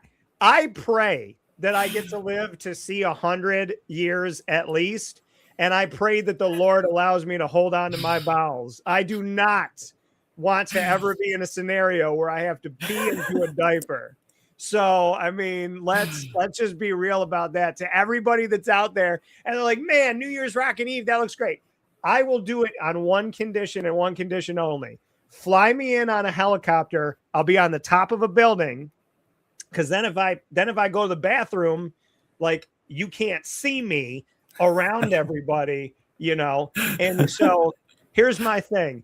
I will fly in, I will helicopter in, bring me to the building, let me go down a few steps and go to the bathroom inside when I need to every 4, 5, 6 hours, because I can hold it, but not, I mean, that's crazy outside. And then when I'm done, airlift me out, because I am not, either I pray that God gets me bit by the right spider so I have the powers to be Spider-Man, or I have a helicopter. But there's no part of me that is going to be sitting in Times Square in that holding thing. But that's kind of what it made me feel like yesterday. It was like any way to control, just like there's no reason, there's nothing that's going to happen. It's like, but it's like you're held in a sector, and it's like, we're going to do 3 drills. This drill is going to be all the way in the corner and you can't see it. This drill is going to be in between bleachers, but you can see the 40. I mean, to me, the more we can see, the more we can report on. The more we can report on, the better for the players, the better for the players, the better for the school, the better for the school, the better for recruiting, and the better for residual effects. So I'm this crazy person that believes that things are cyclical and you can actually help by the more you get to put out there and the more information. But I want to thank Apple and my iPhone, because I want to thank God for the angle. I want to thank God for the fact that I'm 5'8", but I got long arms. And I want to thank Apple for the fact that thing zooms in like I had a drone, and I got all of Valari's stuff, and I was able to capture all that. So, I appreciate that. But yeah, I mean, my overall takeaway was, why can't we walk up and down the sideline? But yeah, I mean, I was happy the recruits were there, and I was happy that Elijah was there. I'm not surprised when guys come back. I think it's beautiful. It speaks to the brotherhood. And, I mean, I'm just happy. I was happy to see people out there that, wanted to show like we're healthy, we're ready to go, like Rooks and Tank and all that. So, I mean, I thought the drills were good. I would have liked to see more, just kind of like throwing and catch again. They were doing a bunch of routes on the other side, which was blocked. Wait, they did them on the far side? They did them close to us where the guys were just tossing the ball back and forth. And then when they had them run routes, they blocked everybody. So, oh my gosh. So you could see like the end of like Trayvon catching the ball, or you could kind of see Valari in between people. So yeah, I mean, again, I don't understand the obstructions, but I mean, I'm sure I just, all those people that love to, do these things are probably whatever. But I mean, my whole thing is it was great. It was fun.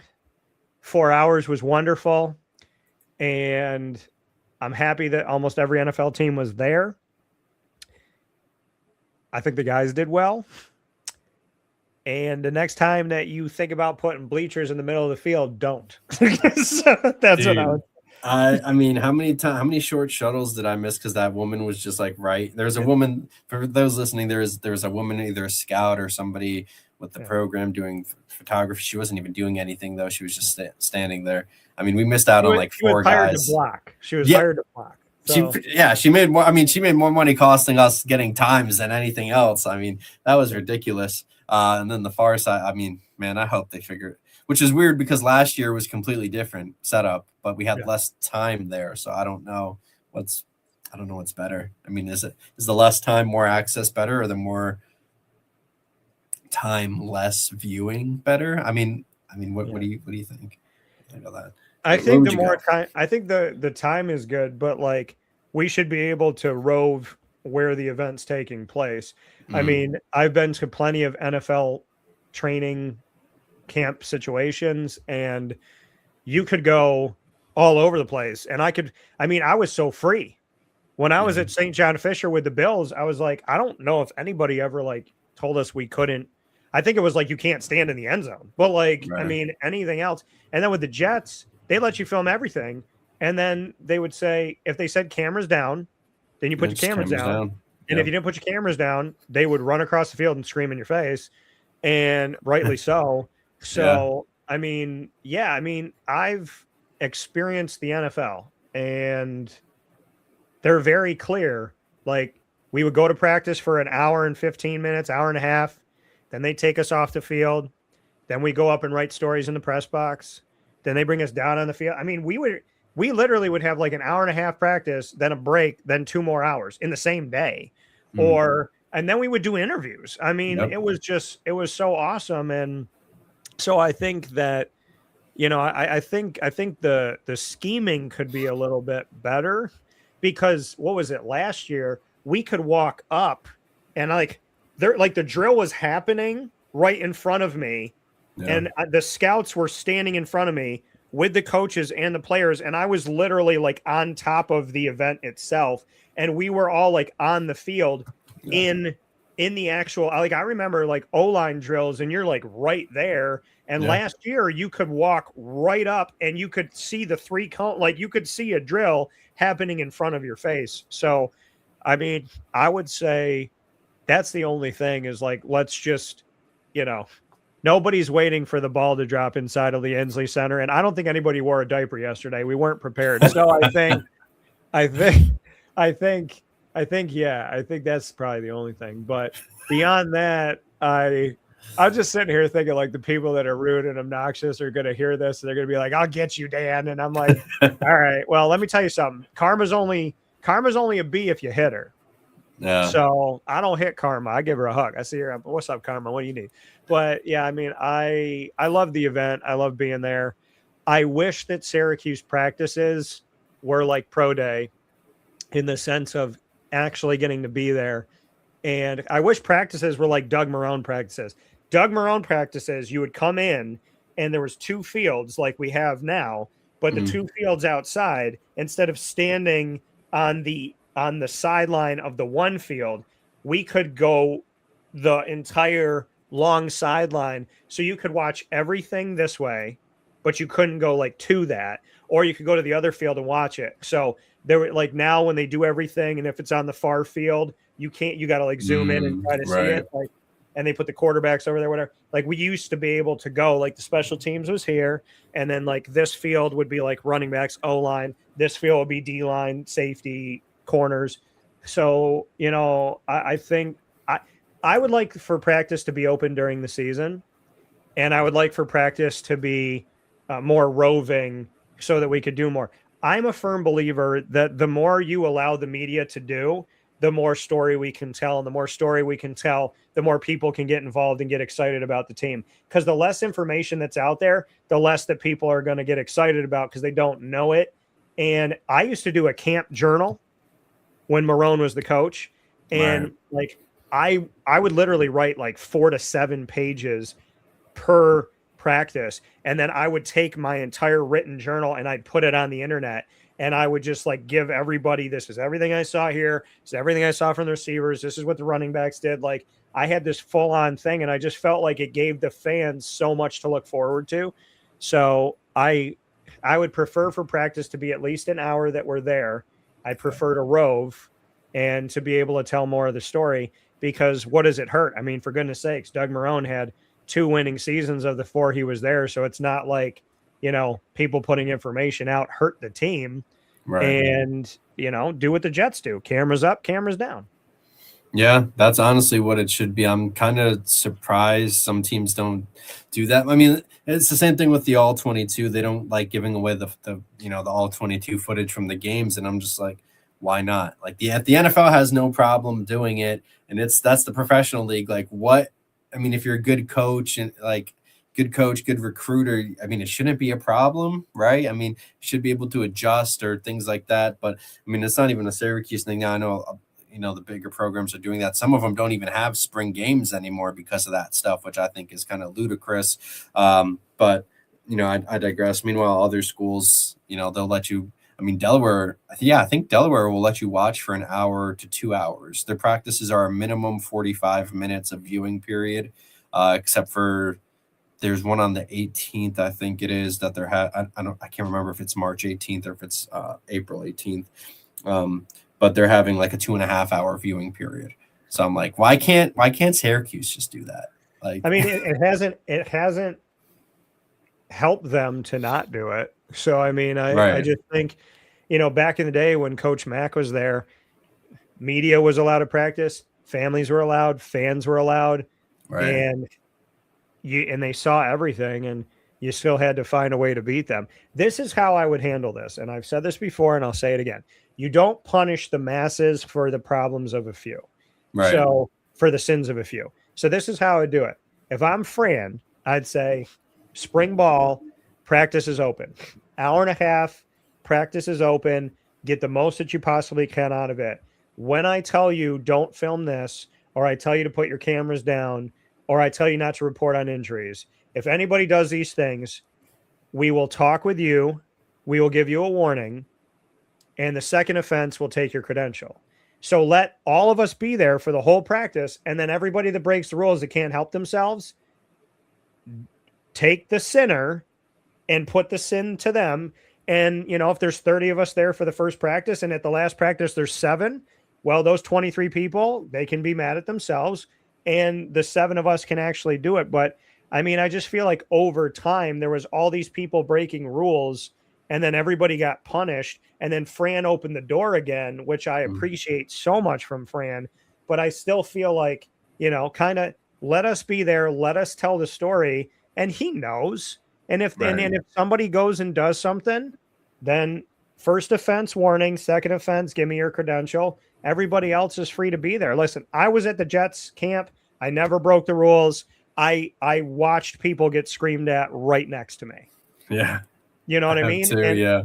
and the thing is I didn't feel bad for them. No, they break the rules. If they break the rules, why should you get punished? You know, like if they break the rules, they get punished. I don't care. I didn't do anything. Listen, spring ball is a short amount of time. Right. Fall ball is a short amount of time. The season is a short amount of time. The more story you can tell about, the more information that's out there, the more stories you can tell, the more opportunities, the more interviews. You are not going to be hurt by giving more information unless you're a bad company, bad team, bad organization doing bad things. More information, more visibility, more opportunity is not going to hurt you. The only people that should be afraid of more are somebody doing something bad or doing something in the shadows. If you're out here working your tail off, and these Syracuse players, I can say this, no matter who the coach has been in my coverage of this team, no matter who the coaching staff has been at Syracuse for this football program, there have been great men. Football players, yes, great, awesome, fine. There have been great men. And I have made friendships that will last a lifetime from covering this team. And I'm telling you right now, the more opportunities for these kids to get out there and let their families see them, let the scouts see them, let the world see, like there are so many great stories to be told. And the more opportunities that you give this Syracuse group, the better off you're going to be. Again, Marone gave us 3 to 4 interview opportunities a week plus the game. I mean, we had 4 or 5 opportunities a week. I got to tell so many more stories, sit with so many more guys, sit with guys more than once.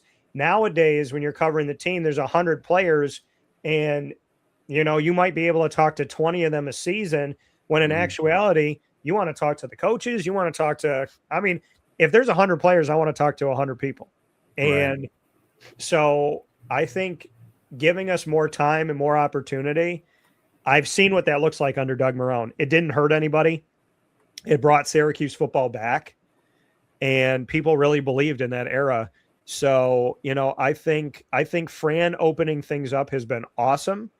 And I would say to Fran, you know, like, hey, he talks about being, you know, real deal and I am who I say I am and I do what I do. Like I would say to Fran in front of him or on the show or on my show, I'd say, hey, Fran, you know who the real ones are and you know who they're not. So open up your doors and whoever disrespects your house, they don't have to eat with you. But those of us that sit at your table and respect your rules and we pray before dinner, let us eat. Yeah, I think those are great points as we've seen Fran talk about that stuff during the regular season, like calling guys out. I mean, not even just during the regular season, during summer too, of calling out certain media outlets who've continuously broken rules or, you know, done things they shouldn't have. But why punish, you know, why punish the rest of us for that? Plus, I thought it was fascinating too that he wants to do the joint practices with Colorado or some other teams. I mean, those would have to be filmed, right? There's no way they can get away with that in a private setting. So it's just like, you know, give the guys like me, you know, a couple of other of the reporters that, you know, at Syracuse who do follow the rules, you know, let them cover and be able to tell the stories that the program desperately needs. You know, they want to they want to be relevant and, you know, become that new face, especially with Coach, you know, Fran Brown at the helm rather. I mean, let us tell the stories. Let us help the players because I can't tell you how many times I was at practice last year and I had family members DMing me. I'm like, hey, how'd number whoever do? Or how'd my son do? And I'm just like, I can barely tell you because I'm only there for 15 minutes. Yeah, I mean, I remember I put up a video of Jaden Hart and it was just it was a really short video. It was like 7 or 8 seconds. The amount of people that picked up that video and shared it just on one social media outlet, the amount of outpouring and love for Jaden was massive. And I was like, imagine what I could do if I got to watch him every day. You know what I mean? So I think, because that's the other thing too, people don't know this, like when we go to practice, we're watching different things. So, and the thing that's crazy is we don't get to watch any of the scrimmages. So there's 3 scrimmages. We don't watch any of them or like the first, whatever it is. So we don't get to see them until the spring game. So that's tough too, because we're not seeing good on good. We're not seeing 11 on, 11v11. Right. We're seeing like 5v5. We're seeing, skill guys, quarterback, no D-line. We're, seeing certain things they're testing out, but not necessarily formations and whatnot. So, I mean, I just feel that this is how I look at it. If I'm an SID, if I tell you, don't film routes, don't film schemes, just, get tight on the quarterback, get tight on the DB breaking up the pass, get tight on the receiver. That's common sense, okay? Lock in on a player, lock in on a moment, but don't show the route that they ran. Don't show the audible at the line. Right. And if somebody does it, kick them out. I mean, it's just, this is like basic stuff here. When knowledge is power, and Syracuse fans should have a lot of information, and Syracuse fans should be exposed to this. This is my city. Yeah. This is my home. I can say whatever I want to say. This is where I grew up. I grew up maybe 10 minutes from the Dome. Like, I wore a Cuse sweatshirt like this shirt when I was 1. So, I mean, and there's a picture to prove it. So, I mean, this is my hometown. And I'm telling you, they don't have a pro team, right? So, everything that they can possibly get, they get from what these colleges give them. Binghamton, Syracuse, Lemoyne, Oswego State, who's been awesome in D3, to Cortland, Cornell, Colgate, Ithaca. They're, Cortica, when you see that happening every year in college football, like, that's huge. Cortland winning a national championship. Like, there's so many awesome things going on. Hofstra being in the NCAA tournament this year, Siena being in the NCAA tournament this year. Like, UAlbany and what they do with women's lacrosse, what Stony Brook does with women's lacrosse. Like, there's so much here collegiately, and we need to support it. And I just, like, I'm always going to beat the drum for the fans, and I'm going to say, give them more. Like, there's never been anybody watching or listening to my show saying, Dan, you gave us too much information. So, like, I try to do more than I possibly, I try to give you everything I possibly can. And I think the disservice is I gave so much to the fans, and then they took the media away from so many things that I couldn't give to the fans when I normally gave. Not because I couldn't, not because it's not in my control, not because I wasn't working hard, not because I wasn't writing as much, but because we weren't given as many opportunities or as much time. And I just felt like my camp notebook was a huge part of what I did. And like, not being able to write that notebook, I just feel like the fans deserve more. And I'm always going to fight for the fans because, again, this is my city. Coaches come and go. Players come and go. Athletic communication staff come and go. The AD's new now, so that's come and gone. The chancellor's new now, so that's come and gone. But, this is always going to be my home. This is always going to be where my roots are. And I'm always going to stick up for Syracuse. And I think the fans deserve to have as much as they can possibly consume and then some, so that we can hopefully make some new fans, get people involved. And so that you can, especially in the world of the NIL and the transfer portal, like, you need to know who the people are. This year, there's like 30 some odd new people. This is wild. I mean, you're looking at almost an entire NFL roster that's new. So they lost their top 4 running backs. Yeah. They lost their top 3 wide receivers. They lost their top tight end. They're losing a ton of their veterans on the defensive line. They're losing their center. They're losing, their top 2 DBs, arguably. They're losing their punter that's been, money for years. They lost their kicker last year to the portal because I don't think he was handled right. So, like, I mean, this team is so new that now, above all years, you should let the media into everything just so people know faces, names, and numbers. Because let's be real, if you lock the media out of stuff and you start this 2026 season coming off a terrible season last year, why would fans want to come to a game when they don't know half of the people? Like, you come right now, I'm going to tell you this right now. Steve Angeli's got to figure out who he's throwing the ball to because they're all new. So Steve Angeli's got to know your name, number, and face. Then the fans got to know your name, number, and face. And I just feel like in the world we live in today, with all the change that happens, if your fans don't know the numbers, the names, and the players, how are they supposed to root for them? That's a great question. That's a fantastic question because Now it's like, I mean, you hit the nail on the head. It's like a whole NFL team basically being added to a roster. Half the guys you talk to, build relationships with. I mean, you went down the list of the players just from last year's Syracuse team that are not going to be there anymore. Even Angeli, who was there, he might not even be ready for the season. He's definitely not going to be ready for spring and probably fall camp. So that, that's another couple new faces that, we're going to have to try to learn and tell their story if they end up starting in place of Angeli to begin the year. I mean, it just seems like you're doing media and fans a disservice when you're limiting how much they can see. Now, I'm not saying that we have to watch the entire practice. Nobody's saying that. But like more than 15 minutes would be great. I mean, I'm speaking selfishly too, because I drive like 2.5 hours now because of all the construction to get there. And I'm there for 15 minutes, and it's like an hour and a half break, and then we get the interviews, maybe.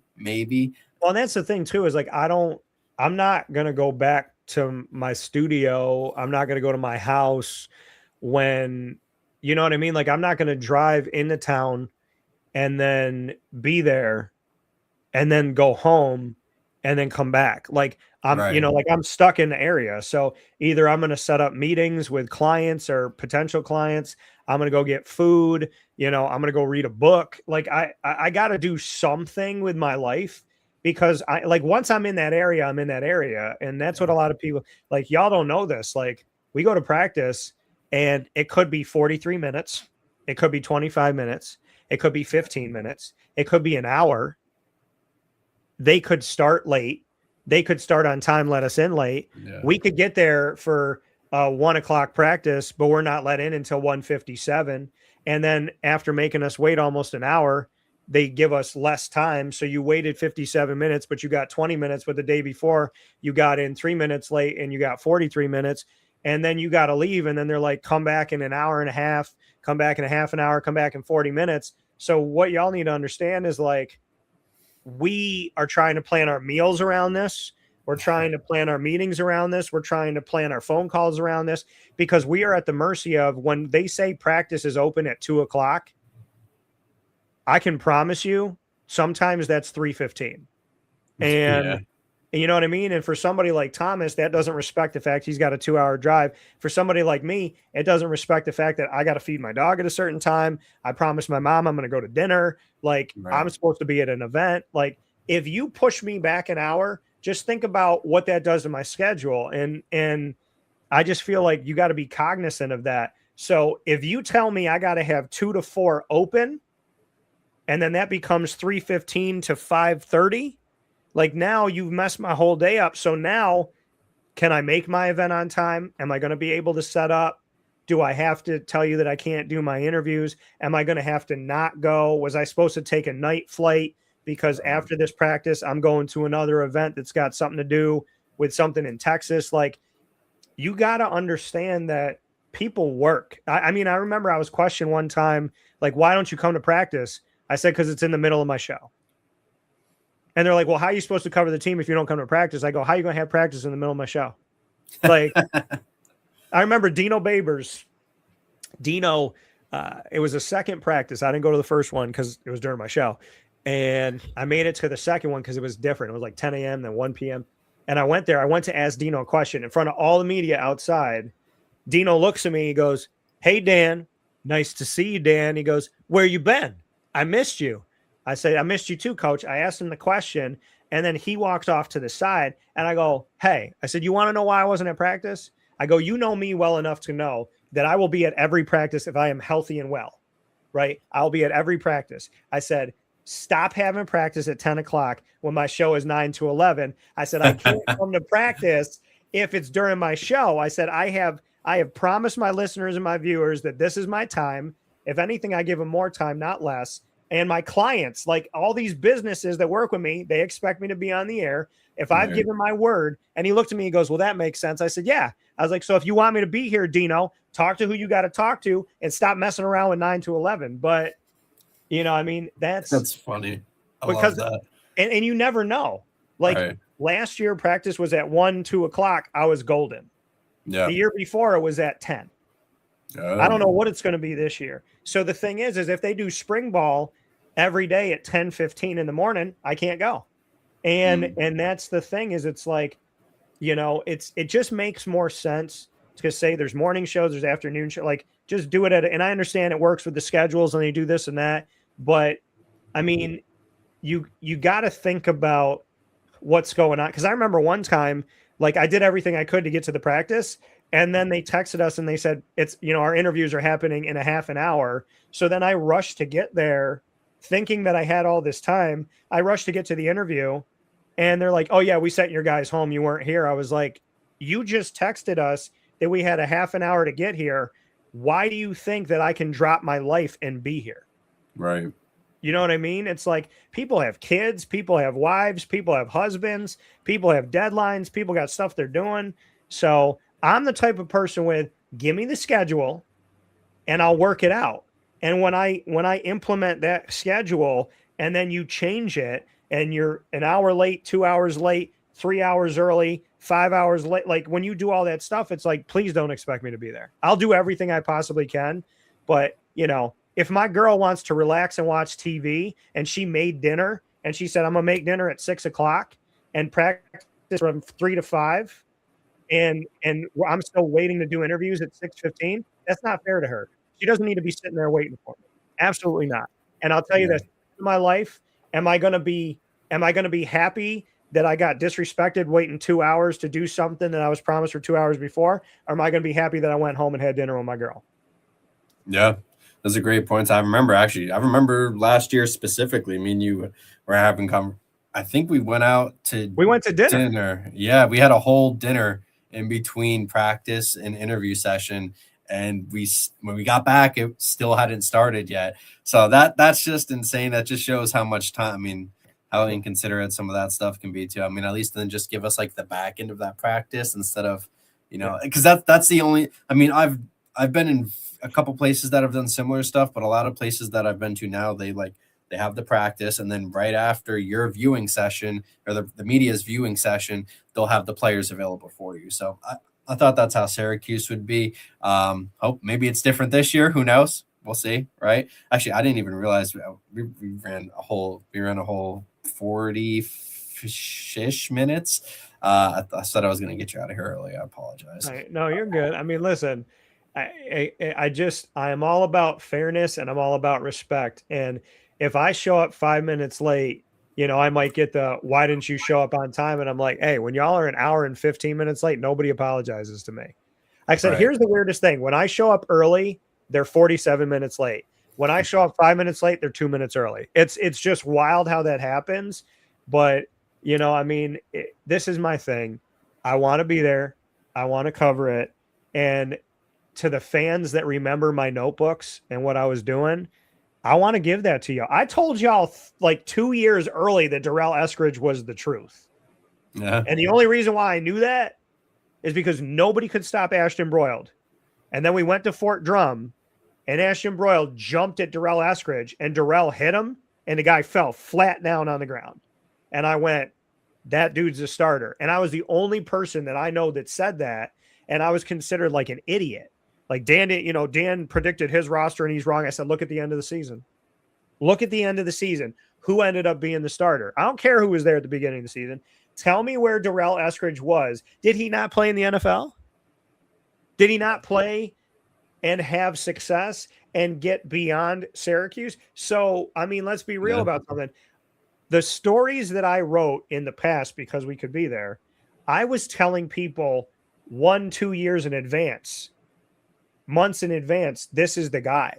This is the guy. I told people about Pena 2 years before people started to like the guy. Right. And because I'm paying attention, I was like, bro, the only reason why Trevor Pena is not doing his thing is because he's not on the field. He wasn't healthy. But then when he got healthy, people were like, oh my gosh, Trevor Pena is so good.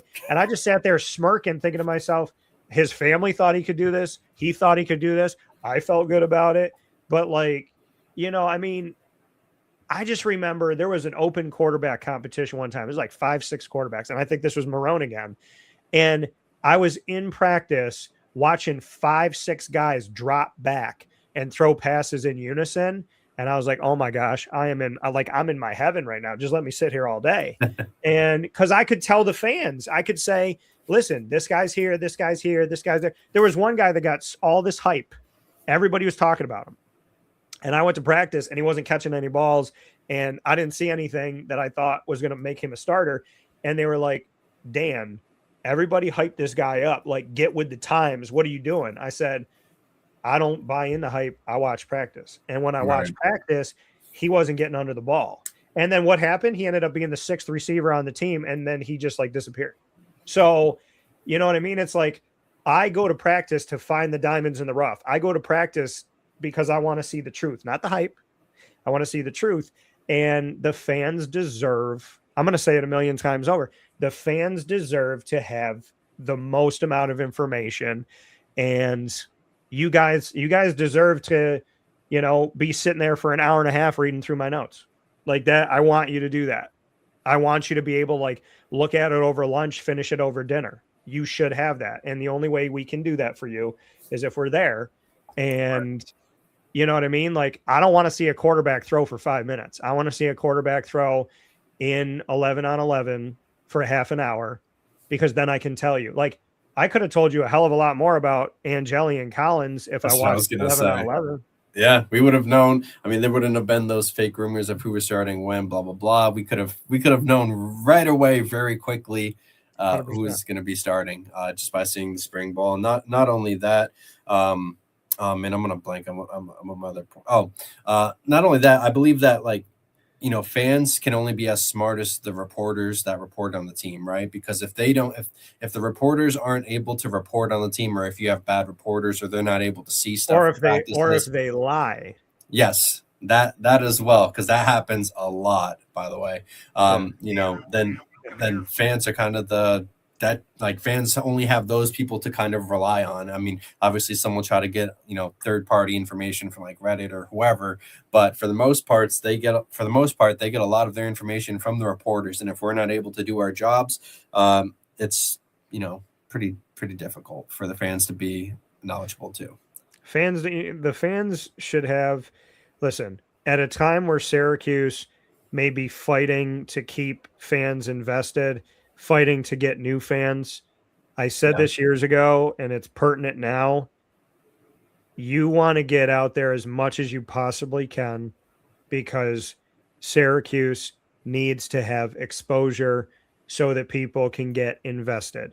You're not going to invest in a team if you don't know the team, and you're not going to get invested in a team coming off. There's a lot of people who won't get invested in a team coming off a bad season. So, you know, if you want to get people invested, you have to give them the information to the point where it's just like, oh my gosh, like I'm being bombarded with it. I might as well see what they're talking about or what's going on.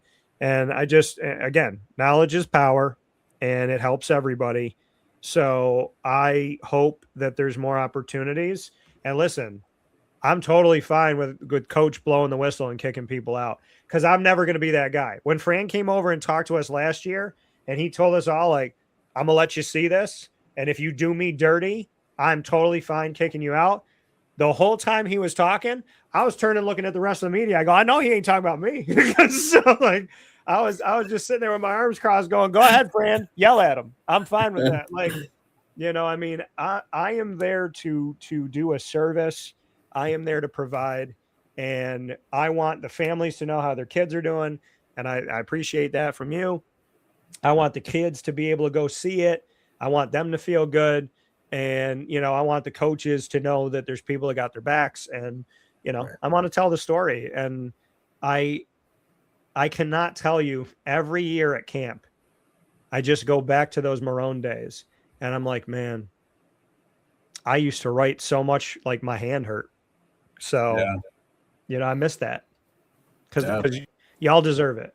Y'all should have it, because this is your team. This is your family, right? And you should know what they're doing and what they're capable of. Like, if we go into spring ball and Angeli's not throwing, whoever is throwing, I should be able to watch them for an hour of practice, so that I can tell you from the first day of practice to the 16th day of practice, this guy went up, this guy went down, this guy didn't move at all. Right.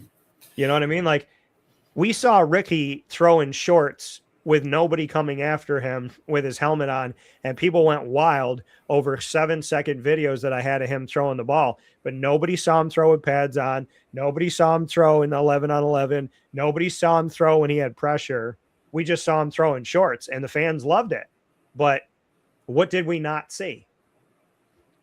Yeah, what ended up being most important? And I think if we were allowed to see that, I think it would have helped Fran too, because then he would have been able to get feedback from other people who are seeing it. Because I mean, let's be honest, sometimes when you get into a position, no matter where you in a position of power, whether you're a head coach, a boss, whatever, there's a lot of yes men that'll just yes you to death, like, oh, everything's okay, especially with them riding off the high of last year. So Yep.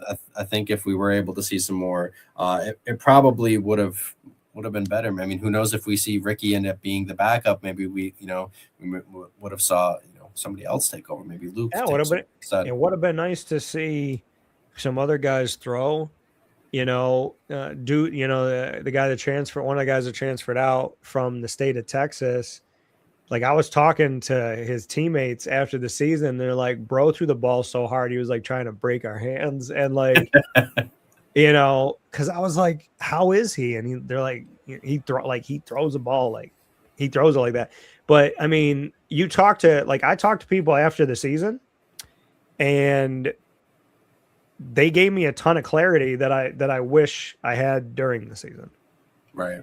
You know what I mean? Like, I appreciate the relationships, but like, I mean, that's stuff that you wish you had access to so that you could see it and, talk about it. Because I mean, listen, after Steve Angeli went down and there was a couple games, I mean, who are they fooling? There was no team playing Syracuse thinking that Syracuse was going to outpass them. And I'm not trying to be disrespectful. I'm just being real. Like, yeah, what is locking us out of practice? How did that make your season better? Like, you needed to do something else. I don't care if you direct snapped it to the running back. Like, you needed to. Dan Villari should have been under center with 5 games left. Yeah. And I said it over and over and over again. Then they did it at the end of the season. And I was like, who cares at this point? The season's over. But like, I mean, they would have had a fighting chance if they did some other things. And Nunzio Campanelli, who's not there anymore, I know, like he can scheme up other ideas. Like there's other things they could have done. Yeah. And in the definition of insanity is doing the same thing over and over again, expecting a different result. And I think what we saw last year is that offense was built for Steve Angeli, and it wasn't built to be without him. Yeah, and we kind of saw that play out in real time to the detriment of everybody who had to watch that, unfortunately. Especially can't feel worse than for the players themselves too, who had to deal with it, and the coaches. You mentioned Campanelli, some guys who ended up getting scapegoated because of that. But Dan, before I get you out of here, I do apologize again. I kept you here a lot longer than I said I was going to. Dan, before we get you out of here, brother, just let everybody know what you have coming up next in your line of work. Let everybody know where they can find you at on social media, and just let everybody know about Dan Tortora. Yeah, join the drive. It's what we call my NCAA coverage, NCAA tournament coverage, wall to wall. By the grace of God and the NCAA, I look forward to bringing you interviews coast to coast as we've done. I mean, there's seasons where we brought you 30 different teams of the NCAA tournament, or like 32 of the teams of the NCAA tournament, getting to talk with coaches and players from all over the country and in all of, throughout the rounds. So pay attention to that. It's called, on Wake Up Call, 9 a.m. to 11 a.m. Eastern time, Monday through Friday. We will hopefully have those interviews for you, and on our social media, Facebook at WakeUpCallDT, X at CallDT, Instagram at WakeUpCall_DT, and on YouTube.com/WakeUpCallDT. And then the drive itself, I've done with my buddy and fellow broadcaster and writer Ross Turetsky. We are officially starting that tomorrow, and we will be unveiling our brackets live. I have not seen his bracket. He has not seen mine.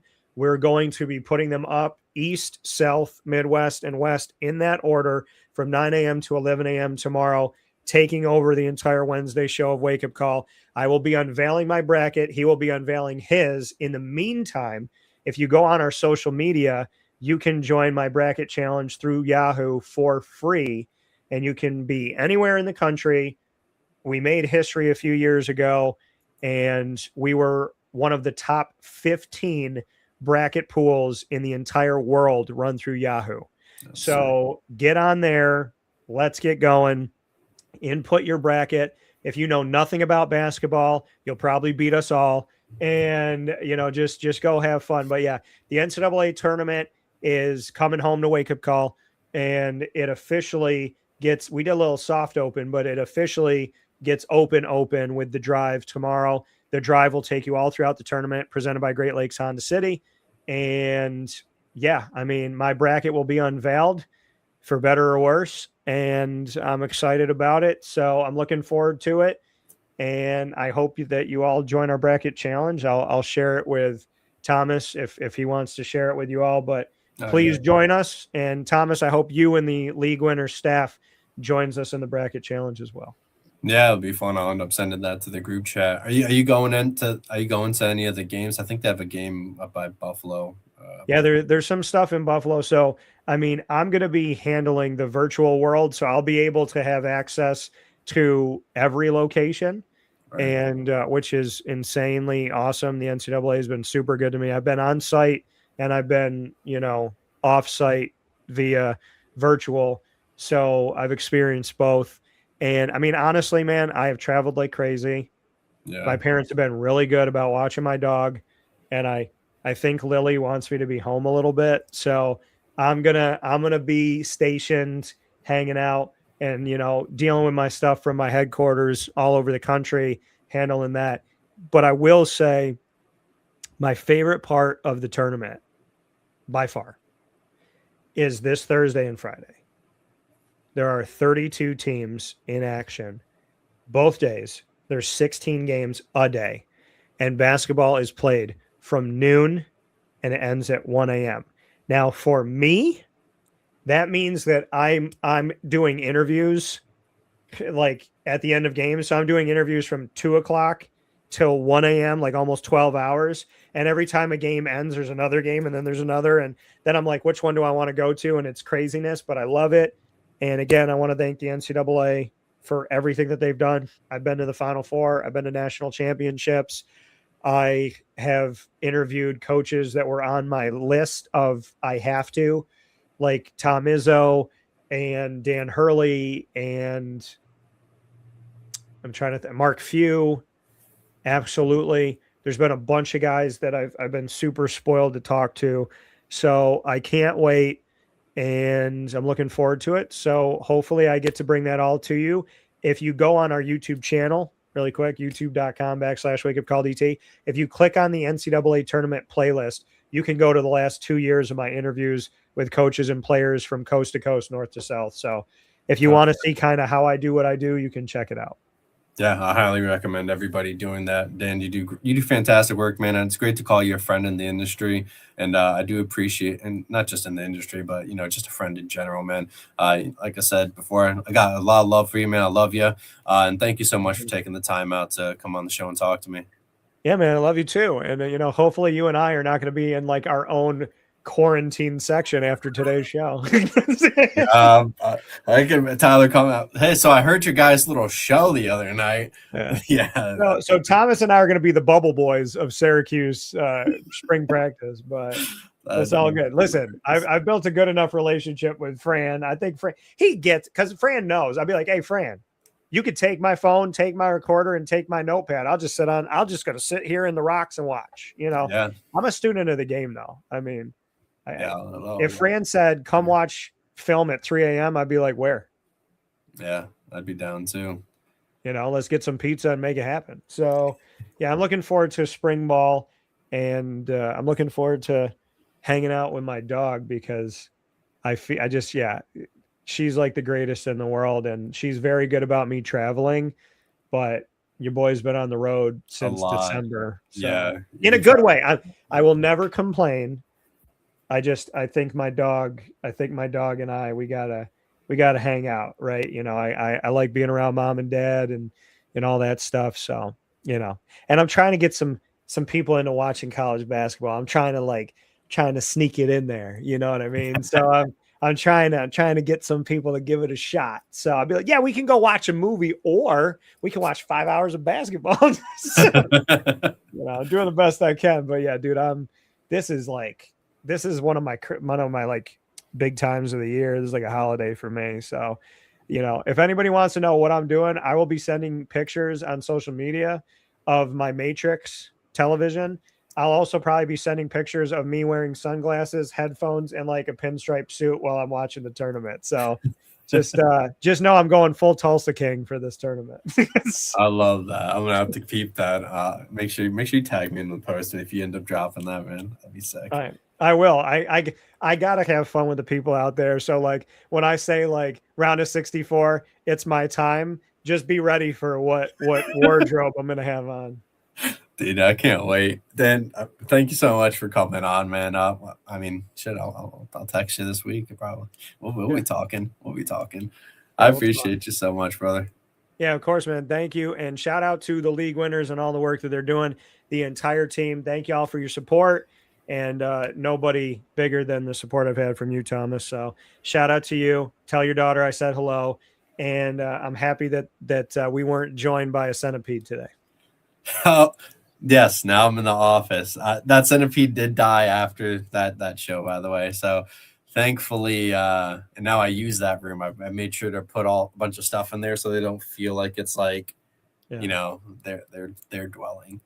So hopefully that.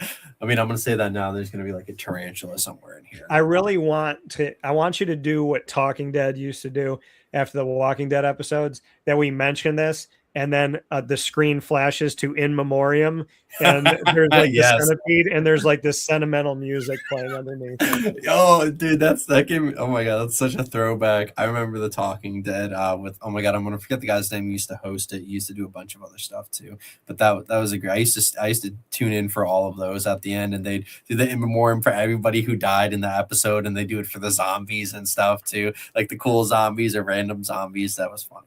Yeah, it was like zombie whose eye popped out, zombie killed by tractor trailer. Like there would be the wildest stuff. But yeah, man, I mean, I'm happy that you're safer.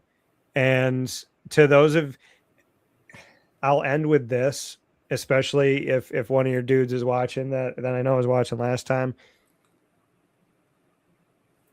Any human being that wants me to take a bug in my home and pick it up and bring it outside, it got in my house. So it knows how to get back in. I'm going to be real with you about something. If you see me kill a spider in my house and it makes you not want to be around me, I'm cool with that.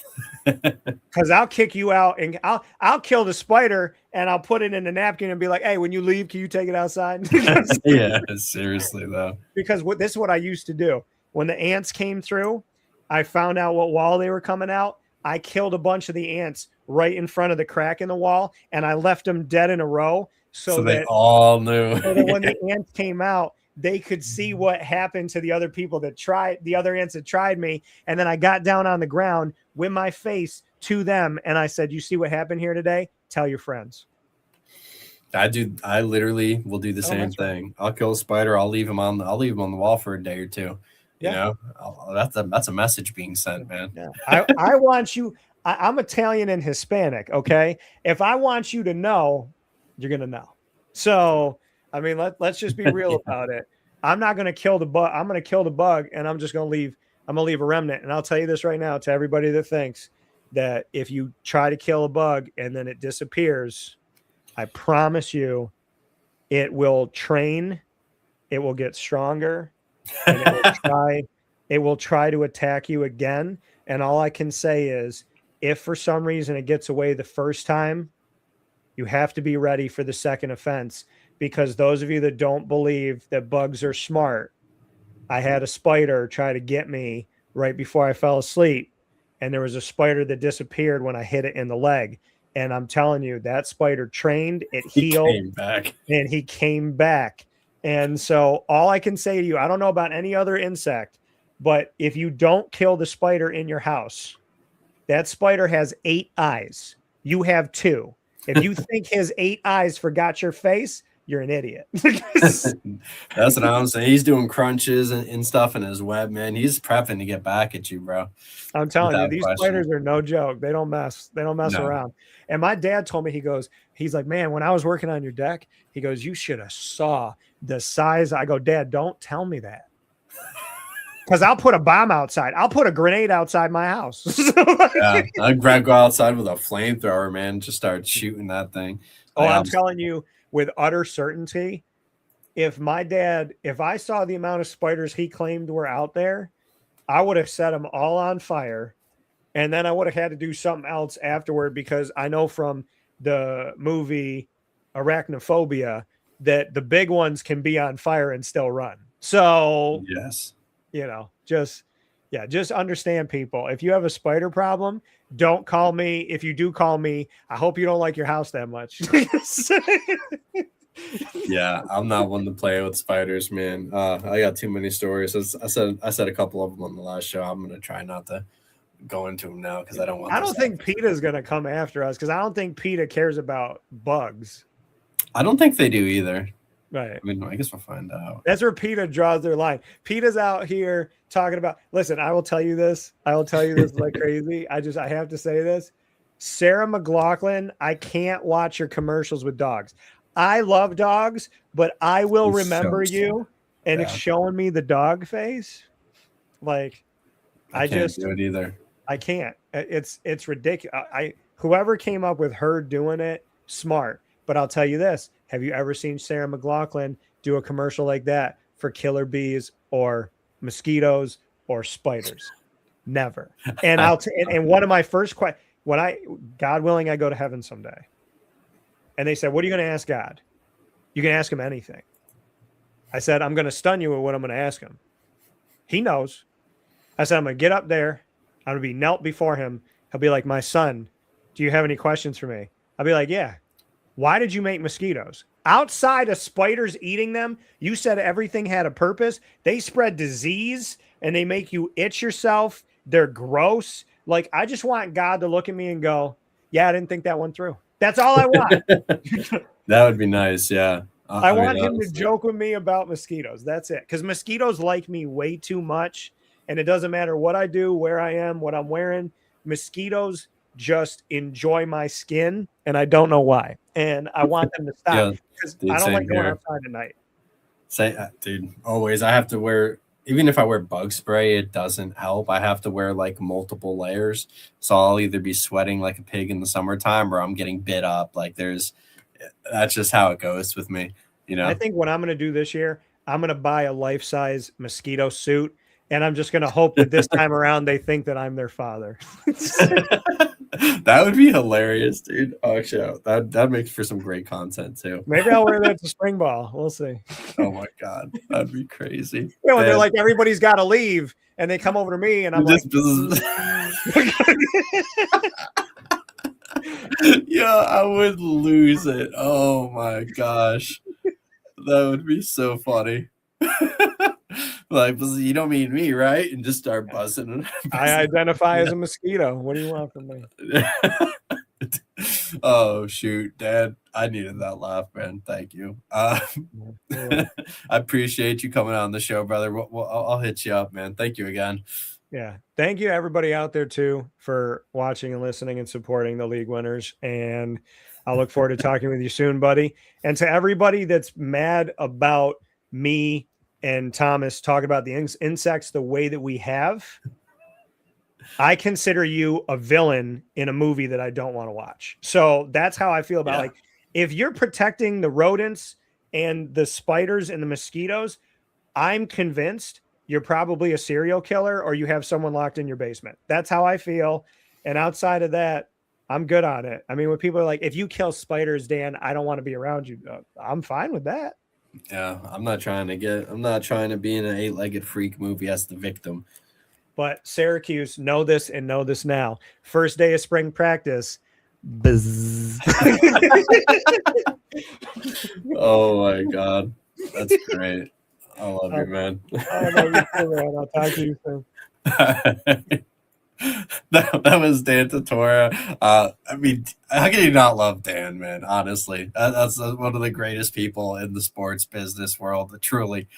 Make sure you guys follow him at CallDT on X/Twitter. You can find him at wakeupcalldt.podbean.com. His show is also on youtube.com/wakeupcalldt, where he has a bunch of interviews as well. And you guys can find him on facebook.com at wakeupcalldt.